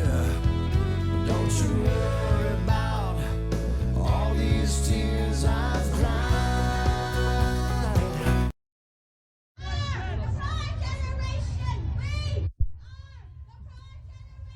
Hello, everybody. Thank you for tuning in. My name's Cassie Dillon, and I'm live in front of the Supreme Court with Right Side Broadcasting. As you can see, there's a lot of commotion around me. We have some pro-choicers behind me, or as I like to call them, anti-lifers. And we also have the crowd. The crowd is starting to march in front of the Supreme Court. They're coming from the Washington Monument, where Kellyanne Conway and Vice President Mike Pence just spoke out for being pro-life. There is a lot of energy here. There's counter-protesters. You can also hear in the background that the pro-lifers are chanting, "We are the pro-life generation," which is actually very accurate considering that, statistically proven, we are the most pro-life generation out of any young group in our nation's history. And I'm currently getting trolled by anti-lifers behind me. How about we interview some of them? You want to be interviewed? Would anyone like to be interviewed? Want to be interviewed? Come on. All right, we're going to interview one. Hey, we're interviewing her. So what's your name? Kelly. Hey, she's with you. We're interviewing her.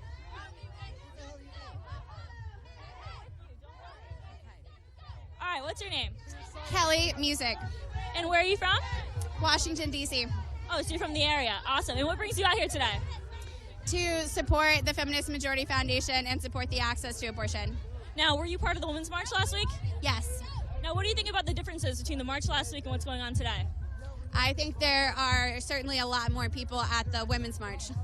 Awesome. And how do you think about the energy and how people are behaving themselves? I think, honestly, both at the Women's March and today, it's pretty civil, pretty open. Now, did you see the protests that were going on at the Women's March and the cars getting destroyed and people getting assaulted? That did not happen. Oh, I can show you it happened. I was there with my cameraman. I was also there with our press crew. I can assure you it happened. It happened the day before, it happened the day before that. When you're talking about days before, the Women's March happened on one day. Exactly. I'm talking about on the Women's March on that Saturday, there was a lot of heat, and then Friday there was also protests where people were burning cars, and the day before that there was as well. But at the Women's March, there was a lot of anger and a lot of people that were very upset. Do you agree with that? No, I disagree. I think there was a lot of positive energy about moving forward and about women's right to choose their own lives and their own choices. So the Women's March was about choosing their own lives?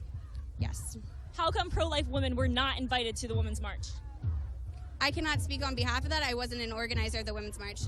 Can a pro-life woman be a feminist? You can be personally pro-life and choose not to have an abortion. and to choose to never have an abortion. But feminism is about equal access to an abortion. So no, you cannot be a pro-life feminist. So being pro-woman means that you have to be pro-choice. Or yes. All right, thank you. Thank you for your time. Let's get a pro-lifer over here. Any pro-lifers? Hello. Hello, what's your name? I'm Andrew. And where are you from? I'm just from Northern Virginia, so not too bad of a ride. Are you a college student? No, I'm a high schooler. I'm a sophomore. Wow. Yeah, we got people coming out from St. Louis, though. It's a really diverse group. Awesome, it's great to see you. Did you see Kellyanne Conway earlier? No, I didn't. I've been here the whole time. Oh, you went to the Supreme Court the entire time? And you see a lot of people are walking by. And what do you think about the energy here right now? Oh, the energy? Oh, we got some great energy going. There's some great energy going. They got their chants going, but their chants aren't that great. They always muddle them up. Tell me about the crowd. Are you seeing diversity? Are there mostly young people? What are you seeing? I'm seeing lots of young people in our crowds. Really, it was kind of funny. The pro-choicers were chanting that we're all racists when they're all white. A lot of these pro-choicers are white. Yeah, looks like we have another pro-life woman right here. Would you like to say hello? Hi. What's your name? Norvilia. And where are you from? New York. Awesome. And what brings you out here today? Well, I want to speak for those who don't have a voice. I myself was on the chopping block. When my mom found out she got pregnant with me, she thought of aborting me, and so she chose life. And now I'm here, and I wanna encourage other women to choose life for their children, because life is unpredictable. It can change, and it gets better. It gets better. Situations are temporary, but people are permanent, and it's a life. And what group are you with? I'm with Students for Life America. Students for Life is a great organization. It works with a lot of the organizations that I personally work for, and Students for Life is a great organization. If you want to give it a quick plug, please do. What was that? If you want to give Students for Life a quick plug, please do. Yeah, Students for Life. Yeah, Queens College. Woo! It's great talking to you. Thank you. You ladies want to come over? We have a pre-med student over here who is pro-life. Talk about that. I wanted to bring a different viewpoint to the forefront. A lot of people talk about religion when it comes to pro-life, but it's not all about religion. I'm a Christian too, but that's beside the point. I think that a lot of people ignore the biology and science behind being pro-life and how important it is to stand for your rights and stand for the science behind it, because biology does in fact support that life does exist in the womb, and the baby is alive and it's separate from your body, and there's no backing of that is in the viewpoint of the pro-choice person, because you are killing a baby, and it is murder, and I will not stand for that. Exactly. And what's your name?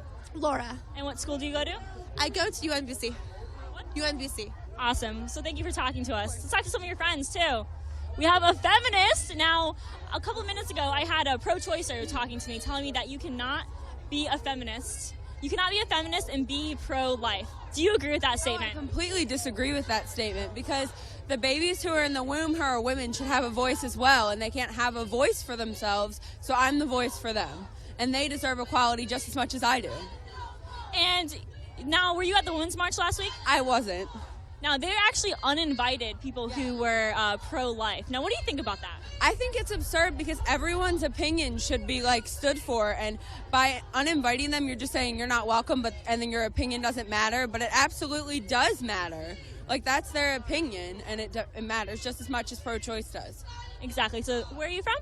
Baltimore. And what's your name? McKenna. Thank you for talking to us. So there's a lot of people walking around and getting in front of the cameras, so we apologize for all that. And thank you for tuning in and seeing our coverage. We love doing these live events for you guys, but you guys are the ones that make it possible. So if you want to have us keep going out and doing this stuff and giving you the coverage that you want, you can go to rsbn.tv/donate. Now, you saw me earlier talking about how the Women's March last week, they actually uninvited the pro-lifers. They didn't want the pro-lifers there. And I was at the Women's March, and some of my videos are on the YouTube channel, which you can see, and it was a peaceful protest for the most part, but there was parts where people were actually getting heated. I saw a Donald Trump truck actually get destroyed and people assaulted all around it. So it was a lot more peaceful than what you saw on Inauguration Day and the day before, the Deplorable, but it had some parts that were kind of messed up because of Antifa. Now here it's completely peaceful. The majority of people here are here with their churches or with their schools or with student organizations like Students for Life, which we just saw. So we're going to go around and we're going to keep interviewing people. But right now, you can see people starting to march in the streets, and the speakers just finished up, and you're going to see a lot more people coming in around the Supreme Court, and it's going to get very, very busy. And it's going to be a great time. We're hearing people from all around the country that came out here today on this freezing cold day in Washington, D.C., just to speak out for the unborn and really trying to give their pro-life stance. And we have a gentleman right here. Would you like to talk, sir? What's your name? Pete Block, And where are you from? Virginia. Are you pro-life, sir? Yes. Awesome. Of course I am. Wonderful, wonderful. Wonderful. You know, there's normally a counter-protest here. There's a small one over there. Is there? That's why I'm singing. I try to just bring the Lord into their lives. What are you singing, sir? Holy God, we praise thy name. Why don't you give us about 30 seconds of your singing? Holy God, we praise thy name. Lord above, we bow before thee. All on earth thy scepter claim. Lord above, we... Oh, I messed it up. Hold on. All in heaven above adore thee. Infinite. Thank you, sir. Thank you so much. God bless. There's a lot of people out here from all over the place, and it's just such a good environment to be in. And we're going to pull up some more people to come talk to us, too. Would you like to come talk to us? No, the pro-choicers don't want to talk to us. It'd be nice if we could get some more interviews with them. I like talking to them. But we can see over here, we can see a counter-protest. You see the pink signs, which are from Planned Parenthood, it looks like, saying feminists fight back, which is again reinforcing that notion that pro-life women apparently cannot be feminist.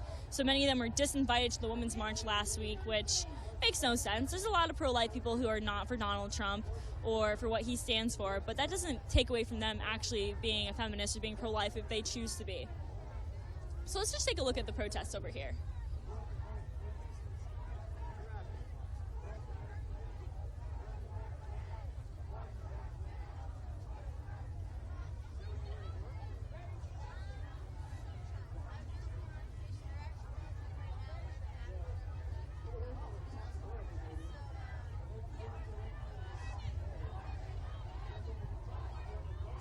I just want to thank you guys one more time for tuning in and really helping us. We actually have a GoFundMe campaign out right now to help us get ready for the next generation of RSBN, because we typically cover the Trump rallies. Now that those are over, we're trying to fit in with the mainstream media. So if you'd like to donate to that, you can go to GoFundMe.com/NextGenRSBN. And we really appreciate your donations, and it'll certainly help us keep going and get ready. I actually just moved into the Washington, D.C. office, and it's a great time. So we can come out to beautiful events like this.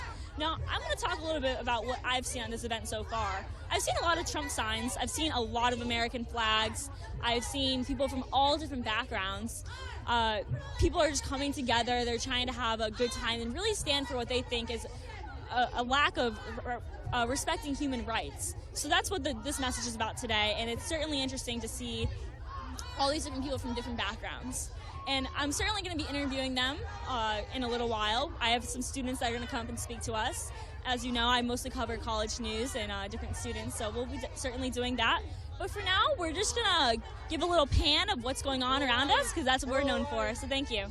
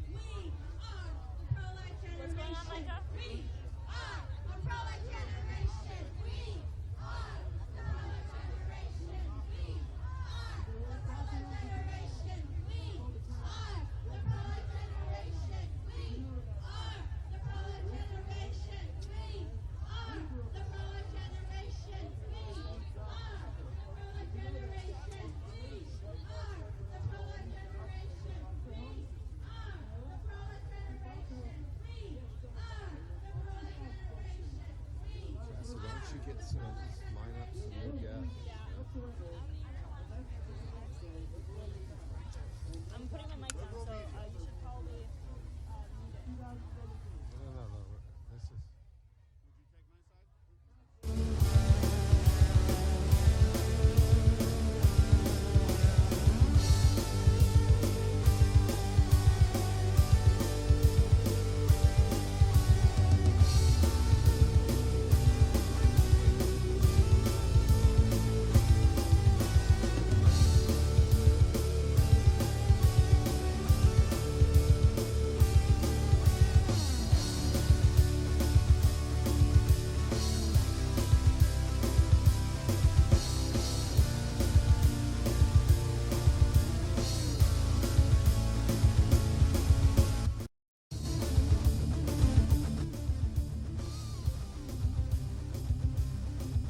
Thank you for tuning into the Right Side Broadcasting Network and our coverage of the March for Life.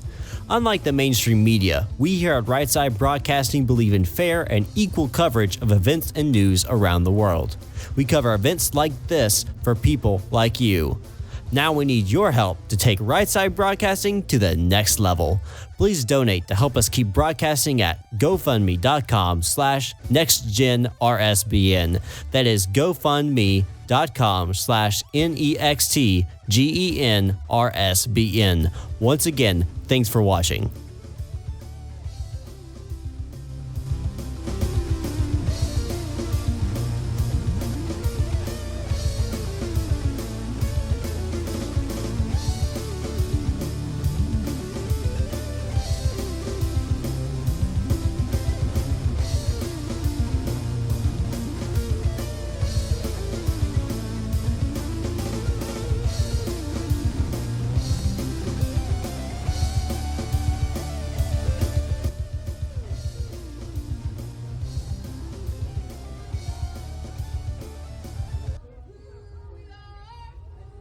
Hello, thank you for tuning in. My name's Cassie Dillon, and I'm live here at the Supreme Court with some people that are pro-life. So let's talk to you, and what's your name? Brenna Lewis. Beth Rahal. And where are you from? We work for Students for Life of America. Yes, Students for Life America. I'm the Pregnant on Campus Director. And Brenna? Yeah, I'm the Appalachian Regional Coordinator, so I live in Kentucky. Awesome, and where'd you guys go to school? I went to Xavier University in Cincinnati. I went to Belmont Abbey College and graduated in 2012. Awesome, and so did you guys see the speakers earlier, or are you just getting to the Supreme Court now? We were handing out signs earlier, so we did miss the rally, but I heard it was awesome. And I've been here all day at the Supreme Court just watching what's been going on with the counter-protesters and having a good time celebrating with our young people. Now, is this your first March for Life? Not my first March for Life, but my first one with working for Students for Life. Not my first March for Life. Now, is this counter-protest normal? Is it usually this big, or do you think it might be a little bit bigger because of President-elect or President Trump?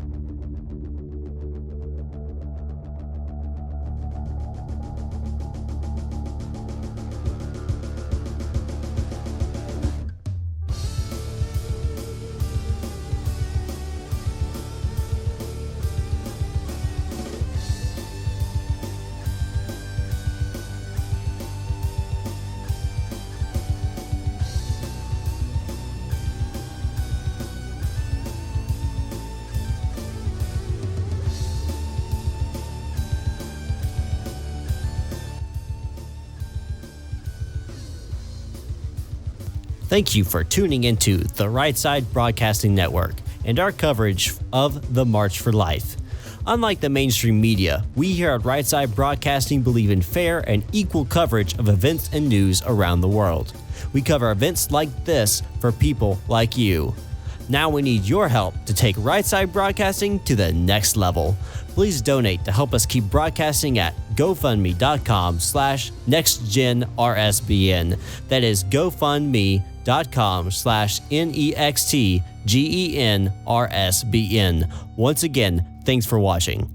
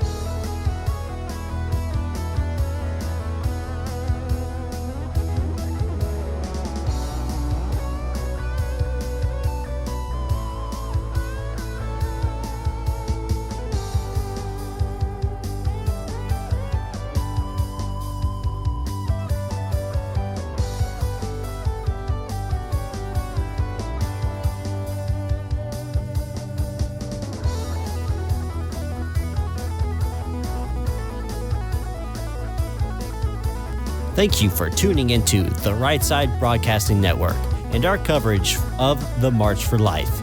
Unlike the mainstream media, we here at Right Side Broadcasting believe in fair and equal coverage of events and news around the world. We cover events like this for people like you.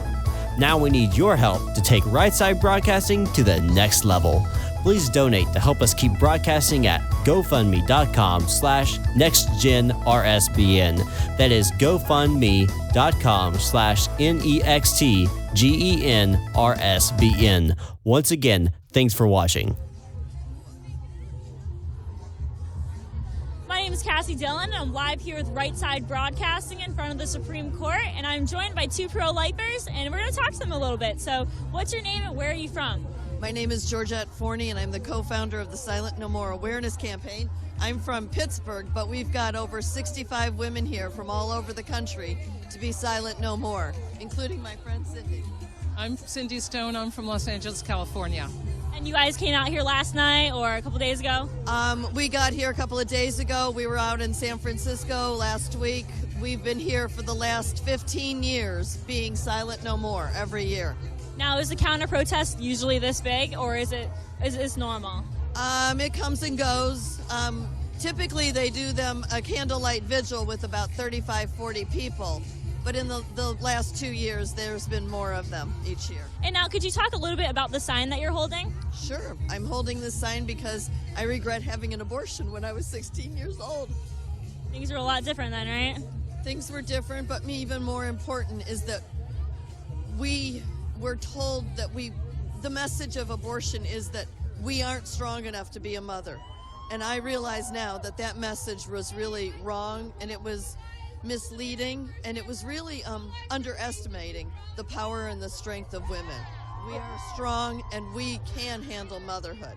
What do you want to say to the young girls out there that might consider having an abortion one day? To recognize that there is depth of your character, that there is strength in who you are, and that motherhood isn't something to be afraid of. It won't compromise who you are. It actually will enhance who you are, and you won't ever have to carry a sign that says, I regret having an abortion. I can't find many women that carry signs that say, I regret having a child. Now, would you like to add anything to that? That I would say to women that they need to understand that it affects you physically, emotionally, spiritually when you have an abortion. And it truly breaks your heart. And I, again, echoing what Georgette said, I wouldn't want anyone to have to carry this sign. Now, how do you feel that we have a president that is now pro-life? Does that give you some hope? Well, it gives us encouragement, but whether or not we have a pro-life president, our goal is to make abortion unthinkable and to make sure we're providing the care for women so they can choose life for both themselves and their children. We have to help one another. This isn't about an either or, it's about a both. Exactly, and I talk to a lot of young people my age about how we need to change the culture, not just the laws. Because you just change the laws, there's still going to be abortion, and it might be unsafe. So the best way to do it is to change the culture. And how are you guys doing changing the culture? What do you guys do for your organization? Well, one thing we're trying to do is to get our testimonies out. silentnomore.com or abortiontestimonies.com allows people to understand the truth about abortion. There's a lot of rhetoric out there, but we're the people that have had them. So our testimonies help the next generation understand the truth, but it's also helping people understand that there are real consequences and that we need to be more careful in, documenting. When a woman is hurt in an abortion procedure, we need to be able to sue those doctors. We need to be able to have some real legislation so that women aren't afraid to say that this doctor has made me sterile. Instead, they're compromised, and we want to see more women protected. Thank you so much for talking to me, and I hope you guys get your mission out there and get more people involved in your organization. So thank you so much. Thank you. So again, thank you for tuning in to RSBN Media. I will be interviewing people for the next few hours while we're sitting here at the Supreme Court while the March for Life is going on. So it's certainly a touching scene. If you saw earlier, the woman who I just interviewed, she was very emotionally touched. I could see tears forming in her eyes. It's certainly an issue that gets a lot of people worked up, and a lot of people are very passionate about it. That includes the pro-lifers that are here and the pro-choicers or the anti-lifers who are behind me protesting. And they're talking earlier about how some of the pro-choicers actually went in front of the march a couple of years ago and tried to block the march. which is just absolutely insane. We didn't block the Women's March. That happened.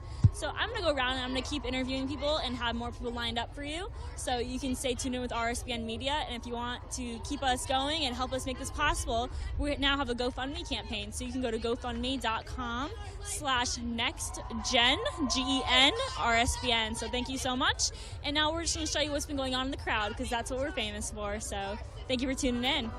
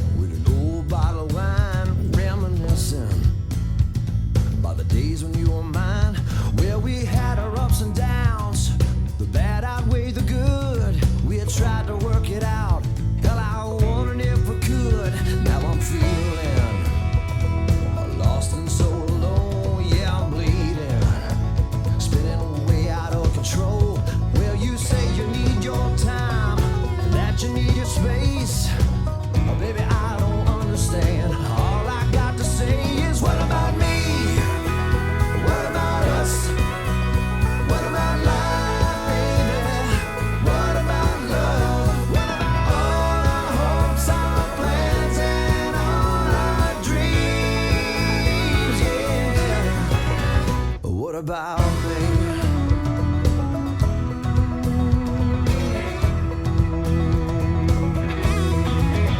Yeah, I'm drinking. All the rumors are true, really sinking. In a broken heart of blue. Well, you told me you still love me.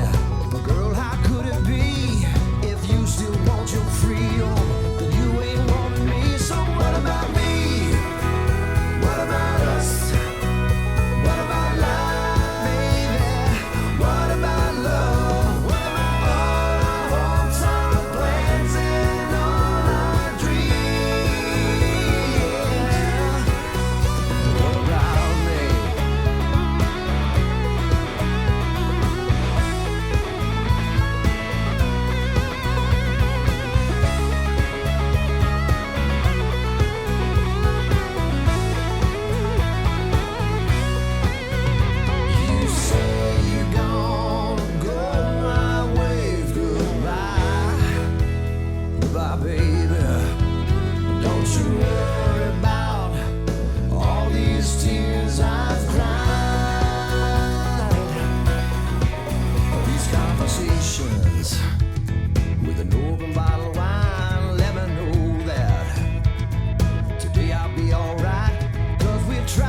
get out.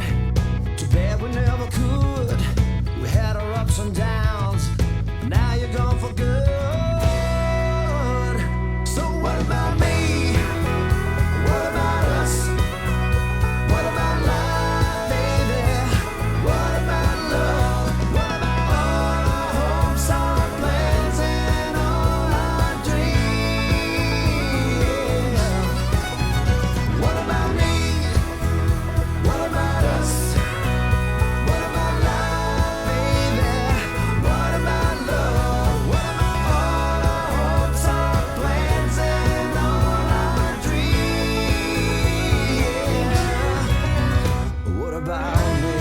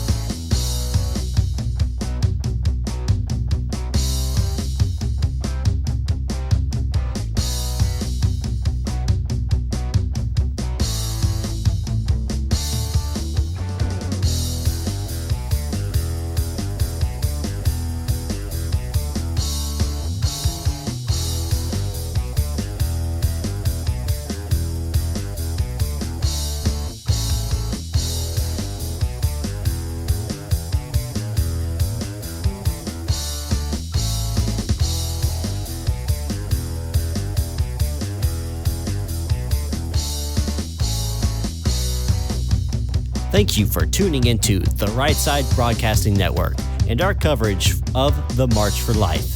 Unlike the mainstream media, we here at Right Side Broadcasting believe in fair and equal coverage of events and news around the world. We cover events like this for people like you.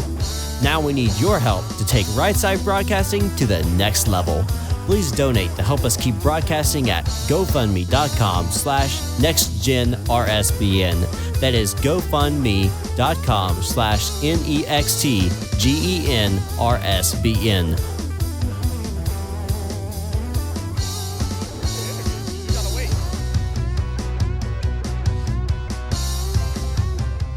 My name's Cassie Dillon, and I'm live here with Right Side Broadcasting, and I'm with John Levy, Aaron Brooks, Dominique Carrells. And where are y'all from? Philadelphia. Philly. All from Philly. Now, did you guys come down here last night or this morning? This morning. Wow, so it's been a long day for you guys already. Started at 4. Wow, and what brings you here today? The march, obviously. Well, there are some protesters here, counter-protesters, so. We are here for the March for Life. Yeah, March. And are you guys in school? Yes. All freshmen in college. All where? Holy Family. You all go to Holy Family? Awesome. Now, what do you think of the atmosphere here today? It's pretty good. I mean, there's not a lot of counter-protesters, which is good. And We all expected more, especially after last week being the inauguration, but everybody's here for the same reason. Now, did you go to the Women's March last week? No. Why not? Class. The honest answer. Would you have gone to it if you didn't have class or Yeah. anything? yeah. I'm not 100% sure. I don't know. Now, you recognize Right Side Broadcasting, so tell us a little bit how you know about us. As a Republican, I watch Republican news, and then your YouTube feed kind of comes up in my recommended videos, so. Well, I'm glad you're a fan of Right Side, and so if you guys want to give an argument out to somebody who's watching about why they should be pro-life, Who wants to give the argument, the elevator speech? Man, no, Go ahead. Wait, I'm not 100. Yeah, Why? Dom is the Why best should pro-life you? one here. Why should you be pro-life? I think you should be pro-life because regardless of who you are or what your situation is, I believe a person is a person, no matter how small. And from day one, that baby has a heartbeat. At 2 weeks, when you find out that you're pregnant, you find out a heartbeat. You go to the doctors and they find your heartbeat, and I just think a baby's a baby, you know, and you're a human being the moment you're born, like the moment you're in the womb. Awesome. Well, thank you so much for talking to us. And we actually have a gentleman who's been holding a sign, the Horton Hears a Who sign, which you actually referenced. Yes. A person's a person, no matter how small. Now, if one of you guys can ask him to come over here, that'd be awesome with him and his sign over there. I know you guys are taking pictures of them. So there's a gentleman, an old gentleman, sitting in front of the Supreme Court, and he has a really awesome sign. And it's a person's a person, no matter how small. Hello. We're gonna talk right here. The camera's right there. Let's talk a little bit about your sign. So, what is this sign, sir? Well, it says a person's a person, no matter how small, which is the elephant Horton in Dr. Seuss's book, Horton Hears a Who, from way back in 1954. And that character in literature, Horton, is probably the most pro-life character that has ever been in literature, because Horton wanted to save the little tiny people. Now, did you draw this yourself? I copied it from the book. No, it's easy to do. And the lettering was my own, but that's easy to do too. Where are you from, sir? I live in western Maryland, out in the mountains, so about 200 miles away. Is this your first March for Life? No, I've been here at many of them. I've missed about 6, I think, out of the whole set of the 40 or so. But I usually come as best I can, so I've been coming for many years, too. Is this a typical March for Life, or is this bigger than usual? I'm sorry, what? Is this a typical March for Life, or is this bigger than usual? Looks bigger than usual to me. I mean, I can remember in 1987 when only 5,000 people made it through that snowstorm to get all the way to the House of Representatives. But in most years, we have big crowds, well over 100,000. I don't know the numbers here, and I don't know how it compares with the George Soros thing last week, but I do know that these are people who come faithfully every year, and they keep coming back again and again and again. Now, do you have any hope now that President Trump is in the White House and he's pro-life? Does that give you more hope for the cause? To some extent it does, because if they give it back to the states, that is, just repeal the Roe versus Wade decision and make it a state decision, then in many states they will they will stop doing abortions, okay? Unfortunately, the state in which I live, Maryland, is the nation's mecca for abortions with wide open abortion laws, so nothing good will happen in Maryland. So what we need is a decision that recognizes that a human being begins at conception. That's what's necessary. All right, thank you so much for talking to us, and keep putting your sign around because your sign's awesome. So thank you so much. We got Thomas Sheehan, and you are a director of the Institute of Theological Encounter with Science and Technology. Terrific. Not many people can pronounce it. It's like NASA. We go by our acronym ITEST. And what exactly is this? Well, we're a group of scientists who recognize things like the dignity of mankind and so forth. We recognize that the universe was created by a transcendent being and isn't just happening by itself. And we try to bring to the attention of people that science and religion are actually compatible. And they are not opposed at all, but they are really working together towards a better understanding of and greater knowledge. All right. Thank you so much for talking to us, sir. Okay. Have a great time. All right. God bless. So we're going to keep going around and talking to more people. It's certainly getting more packed. I have this gentleman behind me. So I'll just keep talking to people, but we're going to keep showing you the crowds and going back and forth between interviews. So we have some awesome interviews lined up in a little while, and actually somebody from Auburn, Alabama will be over here soon, one of Joe's friends. So thank you so much for tuning in, and if you guys really want to help make this more possible for us, you can donate at rsbn.tv/donate. So thank you again so much, and we're going to show you a little bit what's going on in the street. So thank you. Nobody knows why she dances alone. No, nobody knows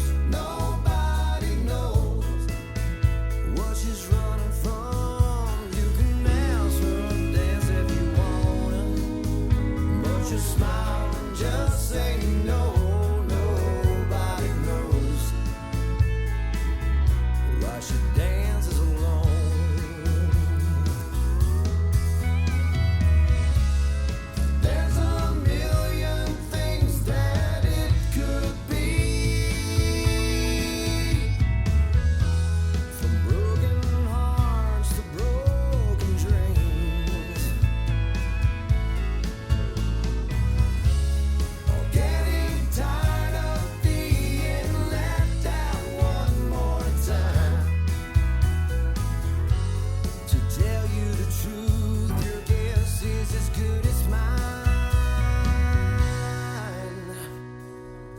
Nobody knows why she dances alone. No, nobody knows. Is there something at home? Nobody knows why she dances alone. Thank you for tuning into the Right Side Broadcasting Network and our coverage of the March for Life. Unlike the mainstream media, we here at Right Side Broadcasting believe in fair and equal coverage of events and news around the world. We cover events like this for people like you. Now we need your help to take Right Side Broadcasting to the next level. Please donate to help us keep broadcasting at GoFundMe.com/NextGenRSBN. That is GoFundMe.com/NextGenRSBN. Once again, thanks for watching.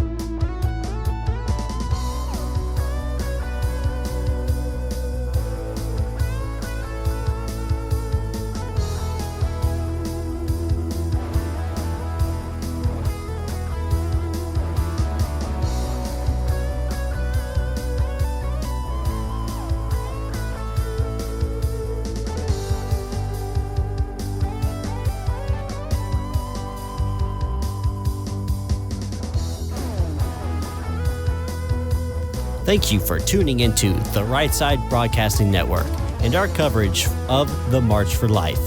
Unlike the mainstream media, we here at Right Side Broadcasting believe in fair and equal coverage of events and news around the world. We cover events like this for people like you. Now we need your help to take Right Side Broadcasting to the next level. Please donate to help us keep broadcasting at GoFundMe.com/NextGenRSBN. That is GoFundMe.com/NEXTGENRSBN. Once again, thanks for watching.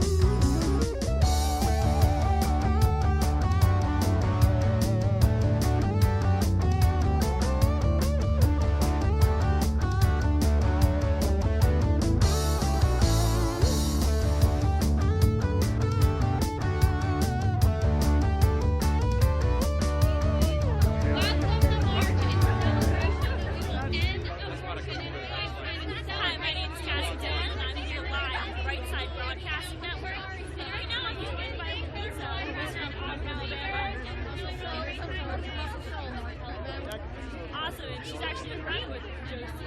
So, you guys just came from Alabama last night? Wow. By herself, and we're really supporting our daughter.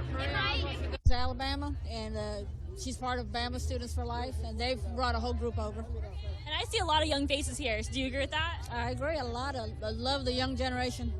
Now, if you wanted to tell somebody watching why they should be pro-life, what would you say? Why is what? I'm sorry. If somebody who's watching, why would you tell them to be pro-life? Well, I'm pro-life because you know all life is sacred. You know, from the conception to death. You know, elderly. You know. And what about you, sir? Listen, pro-life is very strong, personal to me. I have 4 wonderful children. If you can't look in the face of a child and don't understand why life matters, I don't understand why people would even think that abortion is acceptable. Now, what do you have to say to the counter-protesters over there holding signs saying, "My life, my choice," or "My body, my choice"? Well, once there's another body, there's not just your body. That child has a choice, has no voice, so we've got to be their voice. Awesome. And have you met any friends here today? Has it been a really bonding experience? I know everyone's been really close together, singing, praying, things like that. A lot of friendly folks from all over the country. He's a talker. A lot of pro-life Marines here, too, by the way. Did you guys consider going to the Women's March last week? It didn't cross my mind. Sorry. No, they actually disinvited pro-life women. What do you think about that? I thought that was horrible. I know that group. I'm familiar with them through my daughter, and when I heard that, I thought that was ridiculous, how they could exclude a whole group of women just for being pro-life. And now, what's your names one more time? It's Louisa and Tommy Oswald from Muscle Shoals, Alabama. Thank you so much. Enjoy your time here. So I'm out here live right in front of the Supreme Court, which you can see behind me, and I'm surrounded by protesters who are pro-life and then protesters who are pro-choice or anti-life. So I'm going to keep interviewing more people, and I'm going to bring over some folks right now. All right, we have some folks coming over. Come on over, don't be shy. Hello, what is your name? Caroline Bennett. And where are you from? Rochester, New York. I go to Cornell University. Cornell, nice. Are you part of Students for Life there? We're just in the process of getting a Students for Life group started, actually. Are you part of any other student groups you want to give a plug to? Well, I work for an organization called Feminists Choosing Life of New York. So we're a pro-life feminist organization, and we uphold a consistent life ethic. We're actually a member group of the Consistent Life Network. So we oppose all publicly sanctioned forms of violence, including abortion, war, death penalty, euthanasia, poverty, and racism. So what would you say to the people who held the Women's March last week saying that you cannot be pro-life and be a feminist? I think you can definitely be a pro-life feminist. I don't think that we need to sacrifice the rights of the unborn in order to empower women. I think that it would be more empowering to women to promote social policies that support life and allow them to feel financially stable in having a child, such as equal pay for equal work, affordable child care, non-discrimination policies to protect pregnant women in school and at work who feel discrimination and pressured to have an abortion just to maintain their job or association with your university. Now, did you attend the Women's March last week? I did not, but I know that there were pro-life feminists who attended and were carrying around their pro-life feminist signs representing those groups. New Wave feminists were there, and there were a few organizations that were there repping pro-life feminists. Now, do you have any hope that maybe abortion will be illegal one day, considering we now have a pro-life president in the White House? I hope that, obviously, that abortion will be abolished at some point, and I hope that there will also be social policies in place that allow women to feel like they can safely carry their pregnancies to term and have their babies and have the support that they need to be able to provide a good life for them. Now, what do you think is the best way to rid society of abortion? Would it be a legal way, or would it be a cultural change? I think there needs to be a combination of both. I think with a lot of social movements throughout history, sometimes there needs to be a legal push before people's minds begin to change. But also I think just with the pro-life culture that we're developing and pushing through different progressive policies that will support women who are in unplanned pregnancy situations, I think a combination of those things will allow us to get there pretty soon. What was your name one more time? Caroline Bennett. And thank you so much, and good luck in your Students for Life group. Thank you. Thank you so much. Enjoy your time.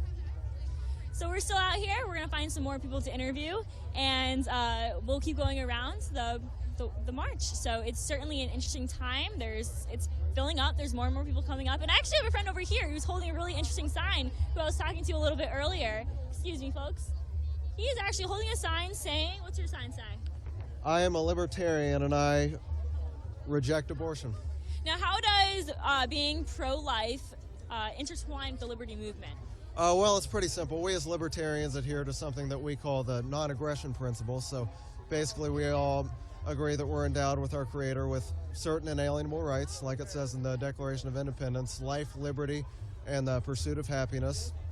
And we believe that no one has the right to be aggressed upon, or no one should ever initiate violence. And I personally believe that includes the unborn, because they're just as human as we are. And being a member of the Liberty Movement, I work for Young Americans for Liberty. Yeah. There definitely is a disconnect between people who are pro-life and pro-choice. So what do you want to say to those libertarians that are pro-choice, and how do we bring them over? What principles do we use besides what you just said? Well, I think we need to convince them of the science of the issue. Every embryology textbook dating back to the 1800s really has been pretty clear, stating that human life begins at conception.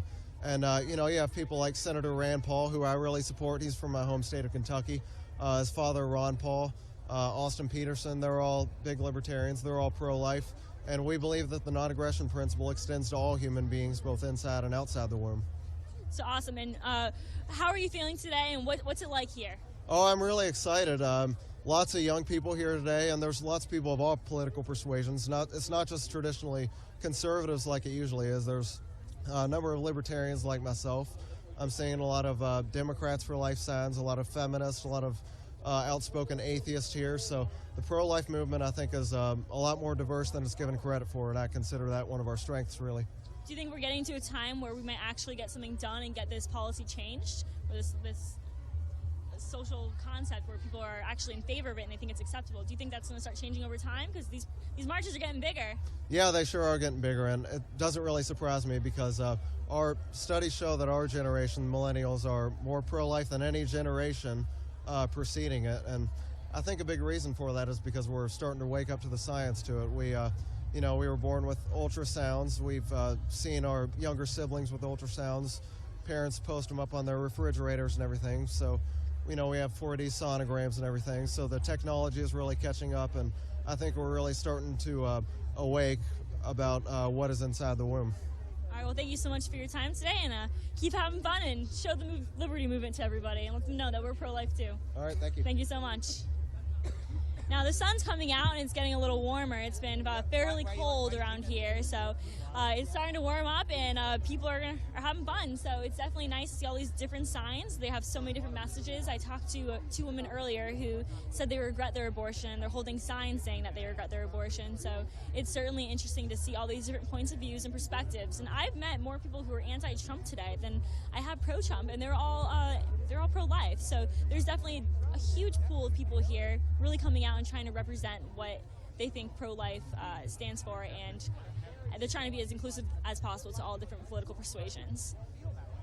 So if you see behind me, you can see a sign saying Black Lives Matter, Unborn Lives Matter, Syrian Lives Matter, Worker Lives Matter, Family Life Matter, and Earth's Life Matter. Come over here, sir. We're actually going to talk to him.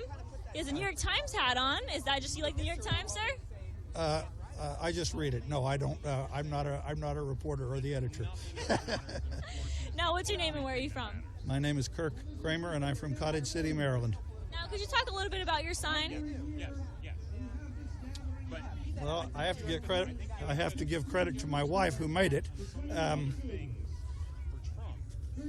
I subscribe to the consistent life philosophy, and a part of that is an opposition to abortion.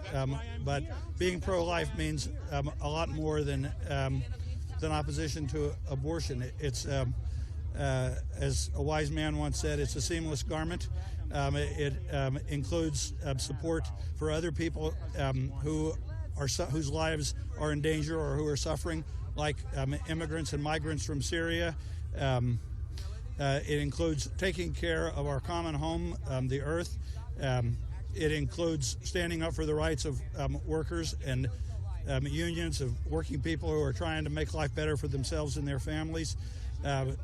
It includes defending the traditional understanding of marriage, which is the foundation of our American civilization.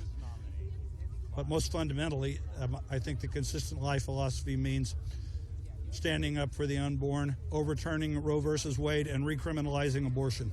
Now, is this your first March for Life, sir? What's that? Is this your first March for Life? No, I've been coming since the 80s. Now, is this a bigger crowd than usual? I didn't have a sense of that. You're in the midst of all those people, and at my time of life, I can say, who are all younger than I am. It's wonderful. And you have the feeling of being surrounded by hundreds of thousands of other Americans who share your deepest convictions. It's very encouraging. Awesome. Well, thank you so much for talking to us, and I hope you have a good March. Thank you. God bless. Thank you. God bless.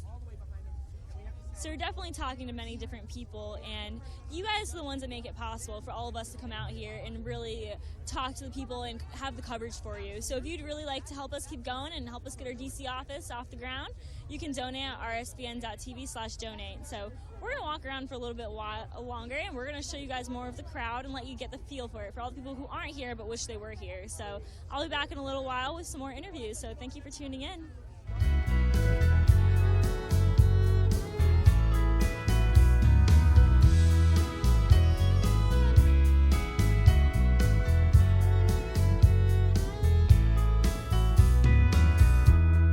Just another Friday night in LA.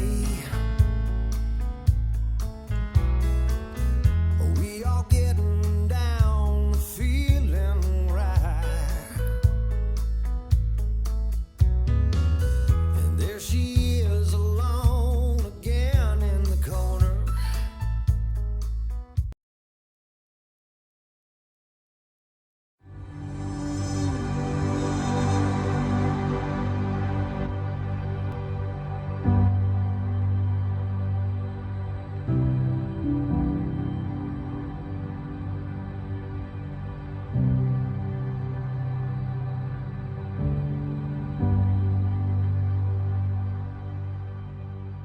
So RSBN was born in a one-bedroom office in Pensacola, Florida.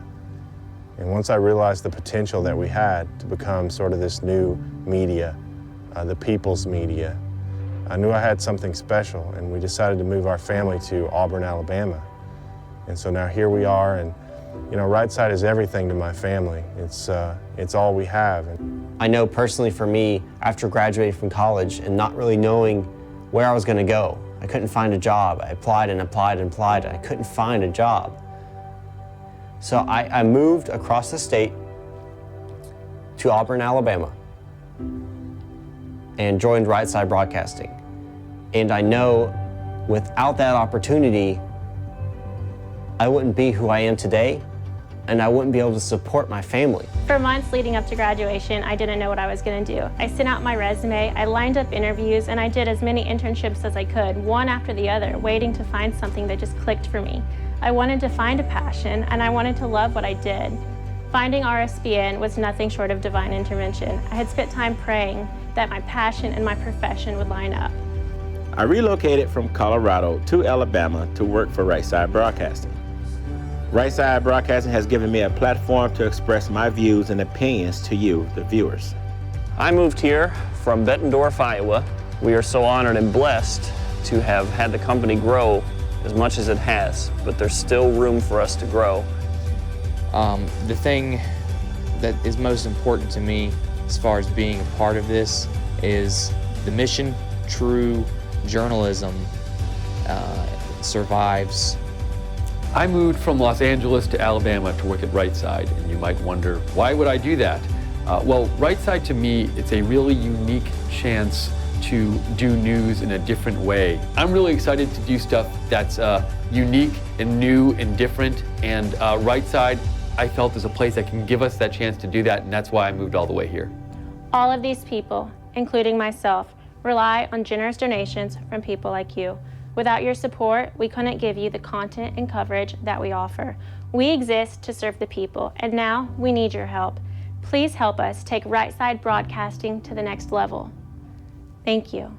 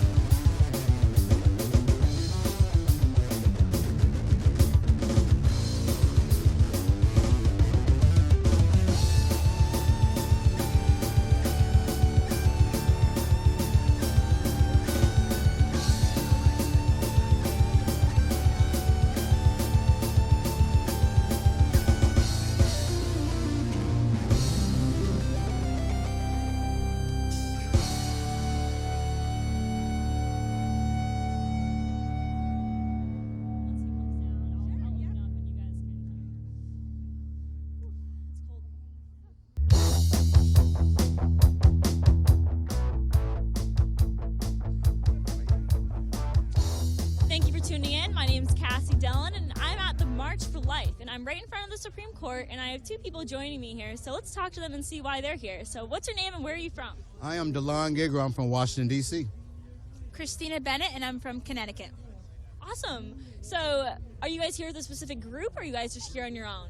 Well, I came on my own. I found out about the march. Actually, this whole abortion, this whole eugenics thing, I had no idea prior to 1 month ago.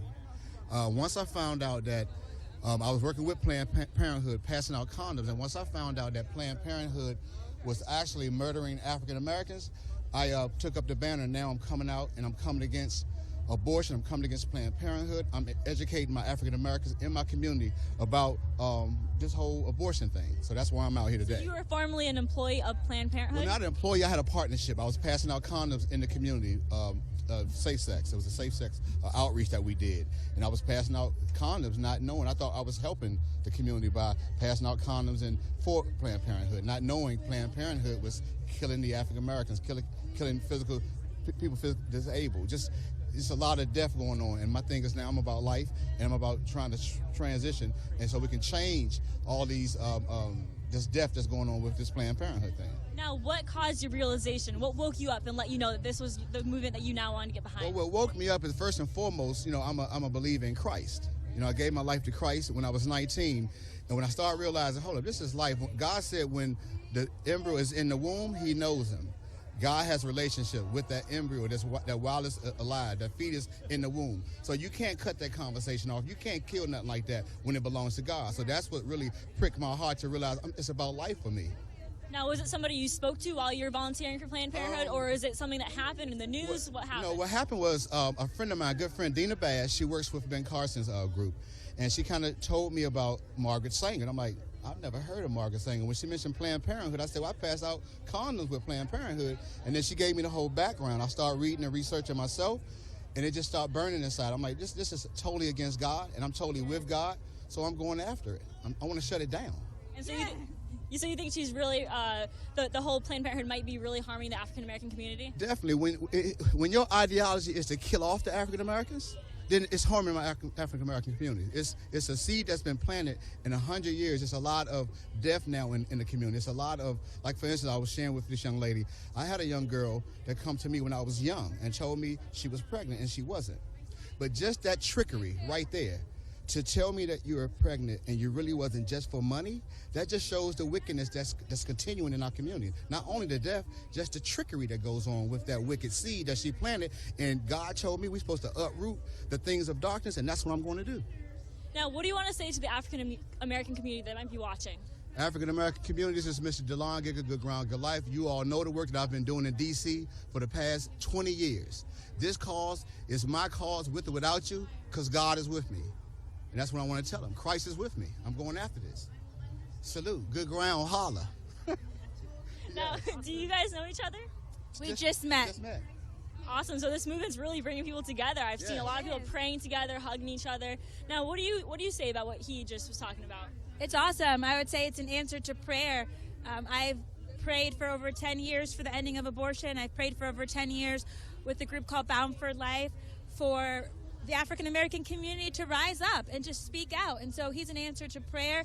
I was scheduled to be aborted, and my mother walked out of the hospital, and she did so because a janitor, an African American janitor, talked to her and told her that God would give her the strength to have me. And when I found that out in my 20s, when I was in college, I felt like God was speaking to me, and he said, Christina, I wanted you. And how do you think I feel about the others? And then I set out on a journey to find out that he wants all of the others, babies, to live. And so I've been fighting for them now for over a decade. Now, what do you want to say to the African American community that might be watching? I would like to say that this is our time and this is our moment. I just heard a bishop from the Church of God in Christ talk about how they're mobilizing all of their churches, 12,000 churches, to adopt, to work with pregnancy centers. I personally work for a pregnancy resource center in Connecticut myself.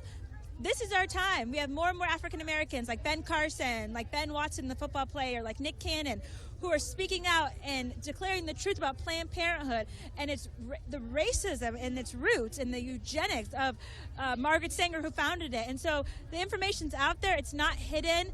There's even a film called Ma'afa 21 that you can watch on YouTube that exposes the history of Planned Parenthood.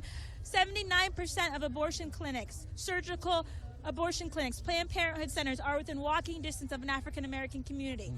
Abortion is the #1 killer in the black community. African American women are 3 times more likely, and in states like New York, black babies are dying every year. This out a month ago, so I gotta come against it. Yes. What? Yes. Oh my God. Both of y'all have mentioned Ben Carson. So you guys big Ben Carson fans? I appreciate what he's done. Yes, I definitely appreciate what he's done. And even him being over hood, it just gives an opportunity, a fresh opportunity for new ideas. And one of the things he did say was he's going to go into different cities to talk to the city leaders. And I'm waiting to talk to him. I have a lot to talk about. I love Ben Carson. He's pro-life. He's unashamed. That's right. He's calling out Planned Parenthood and exposing him. Taking stand. I think he's great. I think he's going to do a real good job in working to help the people in the inner cities and lifting them up. He has a heart in the right place. Now, President Trump is also pro-life. Do you have any hope that he'll help the pro-life movement? Yeah, Hopefully. absolutely. He's the president. He already has. Yeah. He already has. He reinstated the Mexico City policy. He just did that. So he's cutting off funds from abortion going overseas. He's trying to make the Hyde Amendment permanent. Next week, he's going to appoint a pro-life Supreme Court judge. So he's already keeping his promises, and I believe that this is just the beginning of what he's going to do. Mike Pence as well. Mike Pence was just at the March for Life, and he really encouraged us. And this is the first time a vice president has come to the March for Life and stood with us as part of the pro-life generation. And so I'm grateful I voted for them because of what he said about the Supreme Court and appointing a pro-life judge. And we're going to hold him accountable to that, and I believe that he's going to do it. That's right. Now, the pro-life issue is a big deciding factor for many people voting. Now, you said you just became pro-life about a month ago. No, I just found out about it. I'm also a God man. It's not about the Democrats, it's not about Republicans. It's about me doing the will of God in my community. So when I heard about Margaret Sanger a month ago, I had no idea. I wasn't thinking about her. For what? But until I start realizing and getting information, now I'm thinking about her. Now I got a purpose and a call for it. So. Well, Well, thank you so much for talking to us, and I Sure. really hope you guys get out into your communities and get the message Definitely. across. You guys seem like you're very well organized, and it's just so awesome that you guys just met here, Just and, met. and you guys are going to be lifelong friends. Yeah, Watch, that's you guys will be right. lifelong That's friends. Because she has a lot of information that I need. Well, thank you so Yes. much for Thank letting me you. interview you. It was nice Alrighty. meeting you. Thank you. We appreciate it. Stay warm. Right. Yep. Hello. Hello. You want to come over here? Yes, please. Sure. You come on this side of me. Here, y'all You come guys can all behind come too. Hey, Oliver. We got more people coming to be interviewed. You're tuned into Right Side Broadcasting Network, and we're just talking to more people who are at the March for Life. So, what is your name, sir? My name is Alex Lucas. And where are you from? I am from New Orleans, Louisiana. And it looks like you're part of the Students for Life. So, what's your university? Yes, well, I go to Loyola University of New Orleans, as do all the people behind me. So, when did you guys get here? We arrived in D.C., on Wednesday night. Early Thursday morning. We left Wednesday evening. And yesterday we attended a Go Forth rally for all the Louisiana students. We had a tour of the Capitol with Congressman Steve Scalise. And today we actually went to the rally with the March for Life and we were about 30 feet from the stage, and we actually got to hear Mike Pence and Kellyanne Conway. How was that? She is she's just so excellent at speaking. And what I didn't realize, I'm Catholic. I did not realize she was Catholic. So that made me really happy. But she was very well spoken, and her message was clear. Now, we actually didn't get to, I didn't get to hear it because I've been over here all day, but what do you want to say about her message, and what did she say that really got to you? Well, the core thing she articulated that I think is really significant is the fact that, we are in an era that is pro-life. We are the pro-life generation, okay? And she made it clear that the Trump-Pence administration is pro-life. He reinstated the Mexico City policy over the weekend. At the beginning of the week, although he didn't pass it, but under his administration, H.R. 7, which solidifies the Hyde Amendment, was passed in through the House. And she made it very clear, as did Mike Pence, that next week when Donald Trump appoints justices, they will be pro-life. And this, the March for this is the 44th March for Life, and this is the first time in history that the vice president has spoken. In addition, I don't have any news sources to confirm this. I've just heard this going around. But from what I understand, this is the largest March for Life to ever occur. I've heard estimates of 800,000 upward. And that is truly breathtaking, because it just shows that our generation is the pro-life generation. We are the people who will stop abortion. And I think that was a response to all of this kind of, I don't want to say, well, I would say it, this hateful election. People were so polarized. And I think that being pro-life should not be a partisan issue. And the prime example is Planned Parenthood, who has never been a sponsor of the Women's March, went and out of nowhere sponsored it. And then all of a sudden, NARAL sponsors it. And so now we have a pro-choice march on Washington for women. But that excludes pro-life. Well, you heard them say, they said that pro-life women cannot be feminists. Now, ladies here, I don't know if you agree with that. Where's Brian? Where's your sign, Brian? There we go. Here we go. Let's talk to you, sir. Tell me about your sign. Well, my sign says gays, feminists, and pro-life. I am a feminist in the sense of I advocate for equal pay for women, right in the workplace, right to child care and health care and all that. But I do not support abortion because I do not believe in the genocide of life on any shape or form or spectrum. And feminist, I'm gay. I'm part of the LGBT community, a lot of which I've received a lot of hate and a lot of backlash for being pro-life, for one. It's really disheartening to see in the community that it's supposed to be so about acceptance and love and joy and progress be so aggressive and so hateful towards others who do not have similar opinions to them. And so I've found a lot of seclusion from the gay community, but I'm here to say I'm gay, I am pro-feminist, but I also am pro-life. Amen. The LGBT community and tell the LGBT community why they should be pro-life too. Amen.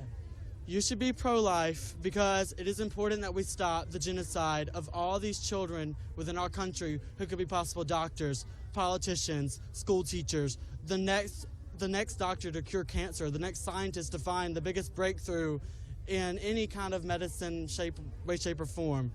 Be pro-life, be productive, and perfect our society.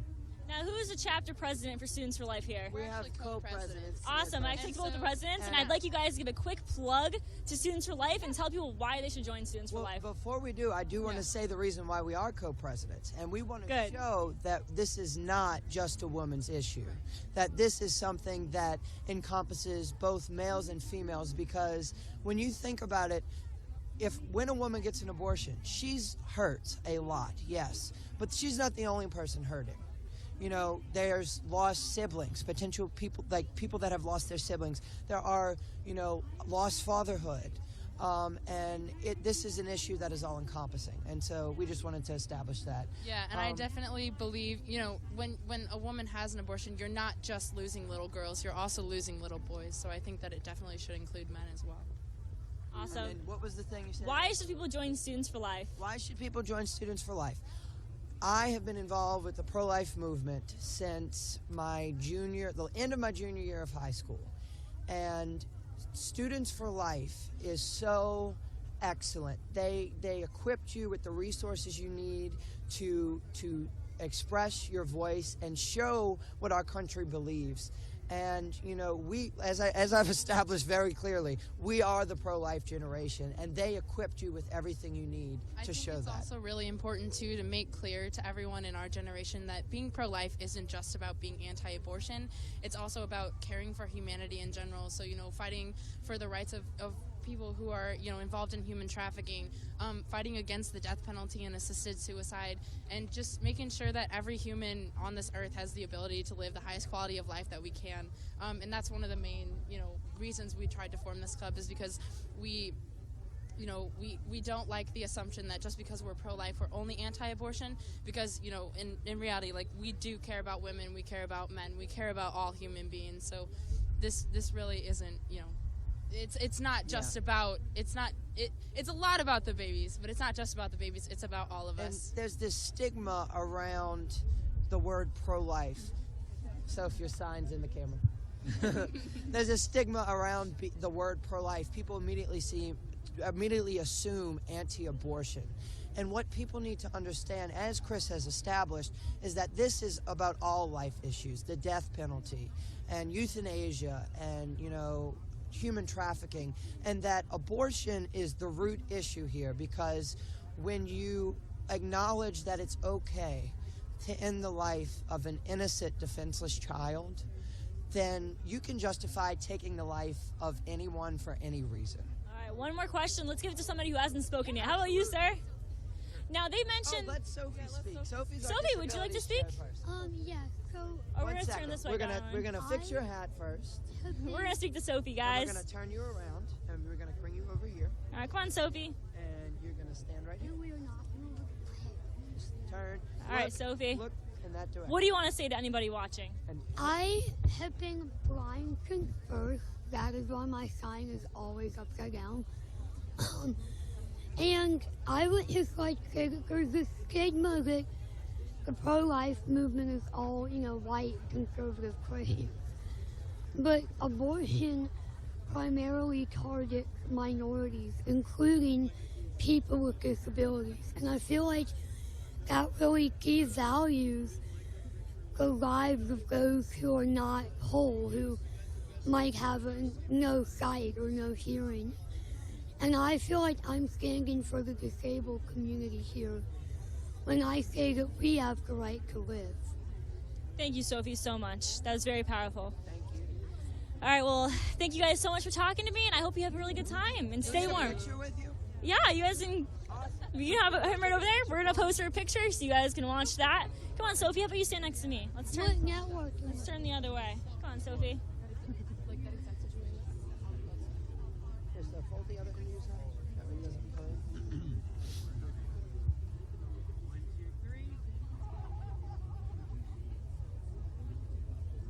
Thank you so much, guys. Have a great time. Stay warm. It's freezing out. Thank you. And what news station? We were with Right Side Broadcasting. All right, thank you. All right, thank you so much.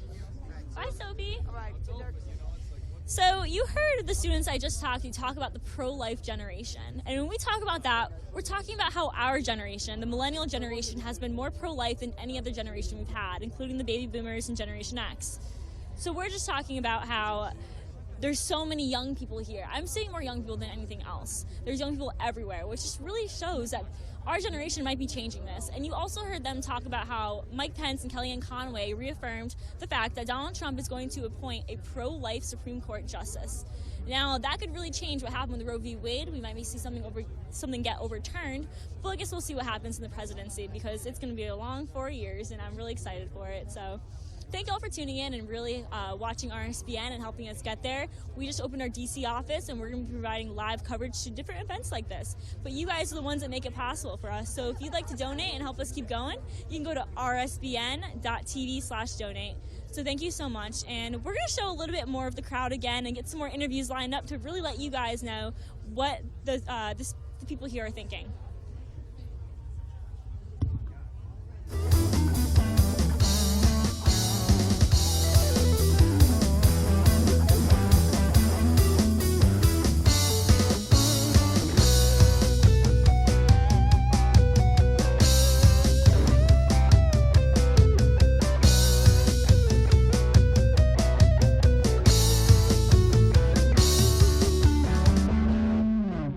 Don't talk about Texas. Thank you for tuning into the Right Side Broadcasting Network and our coverage of the March for Life. Unlike the mainstream media, we here at Right Side Broadcasting believe in fair and equal coverage of events and news around the world. We cover events like this for people like you. Now we need your help to take Right Side Broadcasting to the next level. Please donate to help us keep broadcasting at GoFundMe.com/NextGenRSBN. That is GoFundMe.com/NEXTGENRSBN. Once again, thanks for watching. We can talk about anything that you want to, except one thing, mister, I'm begging you. Don't talk about Texas or Amarillo skies. Don't talk about Houston or them Austin City nights. Don't talk about Galveston or sweet, sweet Abilene. Don't talk about Texas. That's where she said goodbye to me.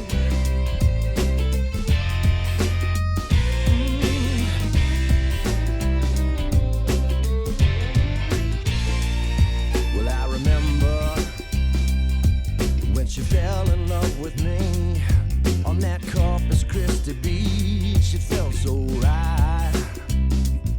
And I remember how her green eyes used to shine, and a taste on her sweet lips was like cherry wine.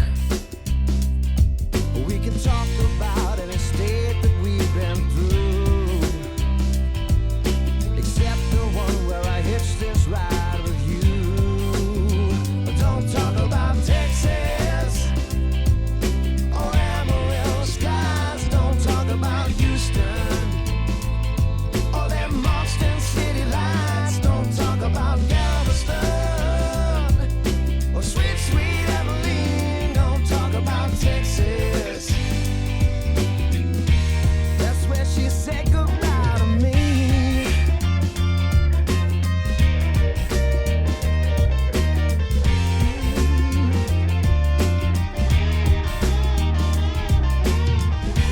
Maybe someday I might just go back and find the best love this cowboy ever had. Yeah. Don't talk about Texas or Amarillo skies. Don't talk about Houston or them Austin City lights. Don't talk about Galveston or sweet, sweet Abilene. Don't talk about Texas.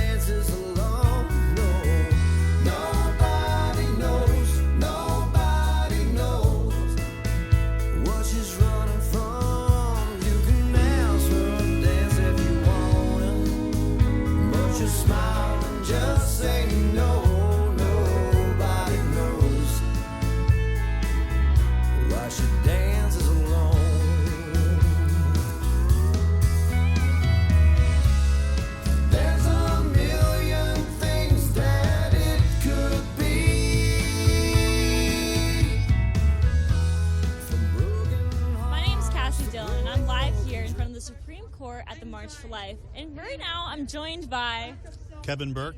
And where are you from, Kevin? I'm from the Philadelphia area. Now you have a very interesting sign you're holding. So could you talk a little bit more about your sign? Yes, well, yep.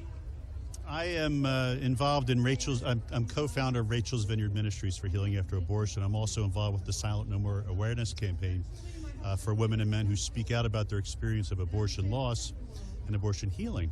And a number of years ago, in my work in Rachel's Vineyard, I started seeing men come forward and express their regret for their involvement in abortion, and especially seeing some men who were truly devastated because they didn't want the abortion, or they came to feel tremendous shame because they forced their partner or girlfriend or wife.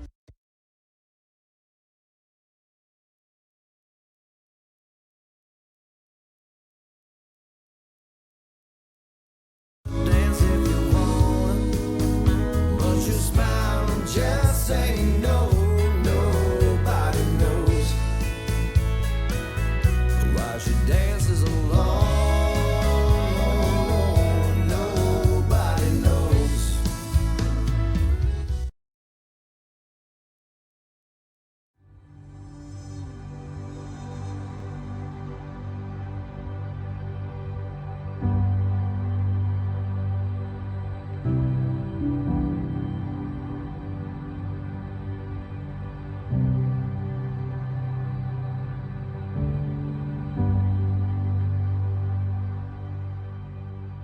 So RSBN was born in a one-bedroom office in Pensacola, Florida. And once I realized the potential that we had to become sort of this new media, the people's media, I knew I had something special, and we decided to move our family to Auburn, Alabama. And so now here we are, and you know, Right Side is everything to my family. It's all we have. I know personally for me, after graduating from college and not really knowing where I was going to go, I couldn't find a job. I applied and applied and applied, and I couldn't find a job. So I moved across the state to Auburn, Alabama, and joined Right Side Broadcasting. And I know without that opportunity, I wouldn't be who I am today, and I wouldn't be able to support my family. For months leading up to graduation, I didn't know what I was going to do. I sent out my resume, I lined up interviews, and I did as many internships as I could, one after the other, waiting to find something that just clicked for me. I wanted to find a passion, and I wanted to love what I did. Finding RSBN was nothing short of divine intervention. I had spent time praying that my passion and my profession would line up. I relocated from Colorado to Alabama to work for Right Side Broadcasting. Right Side Broadcasting has given me a platform to express my views and opinions to you, the viewers. I moved here from Bettendorf, Iowa.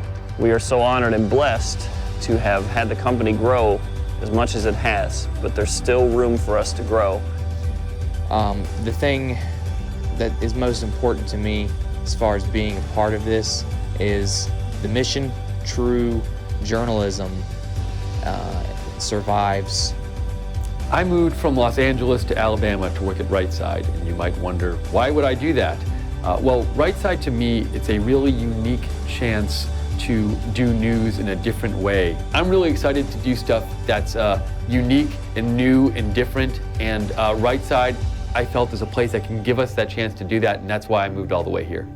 All of these people, including myself, rely on generous donations from people like you. Without your support, we couldn't give you the content and coverage that we offer. We exist to serve the people, and now we need your help. Please help us take Right Side Broadcasting to the next level. Thank you.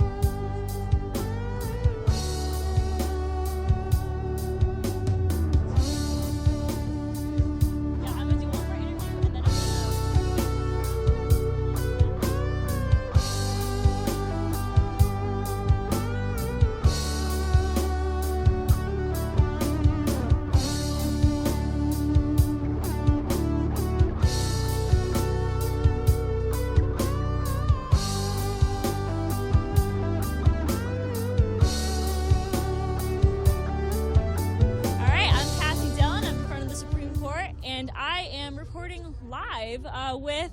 My name is Scott. I'm from Pittsburgh. From Pittsburgh, and is this your first March for Life? No, this is my 8th. This is your 8th? Wow. Yes. Now, could you talk a little bit about the pin that you're wearing on your jacket? This pin says, "I regret lost fatherhood." Now, what does that mean to you? In my case, my wife had her abortion before I met her.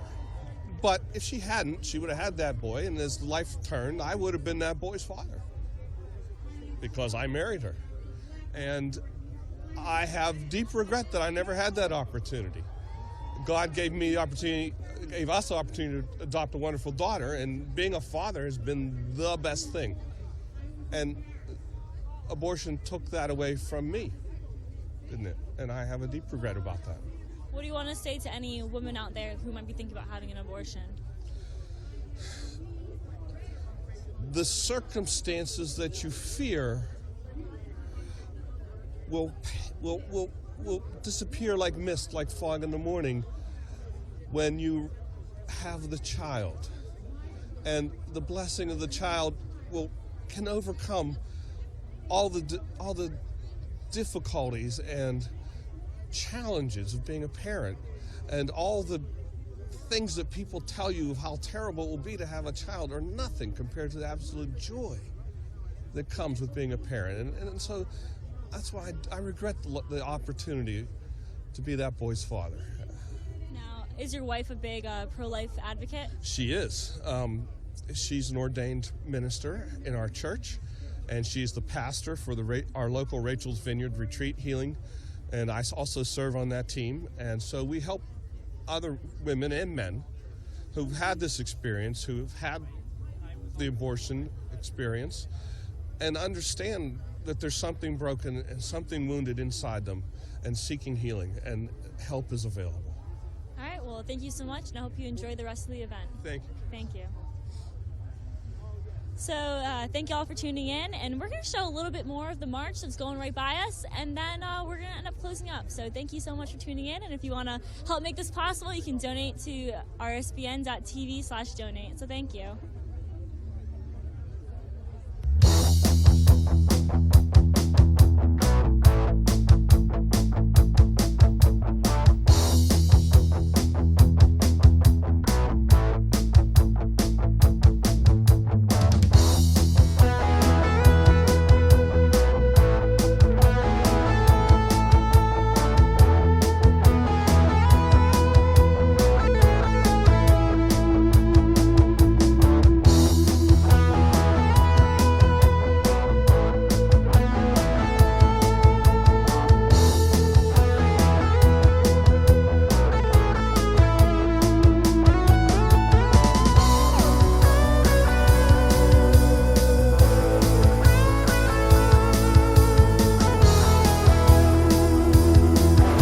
Thank you for tuning into the Right Side Broadcasting Network and our coverage of the March for Life. Unlike the mainstream media, we here at Right Side Broadcasting believe in fair and equal coverage of events and news around the world. We cover events like this for people like you. Now we need your help to take Right Side Broadcasting to the next level. Please donate to help us keep broadcasting at GoFundMe.com/NextGenRSBN. That is GoFundMe.com/NextGenRSBN. Once again, thanks for watching.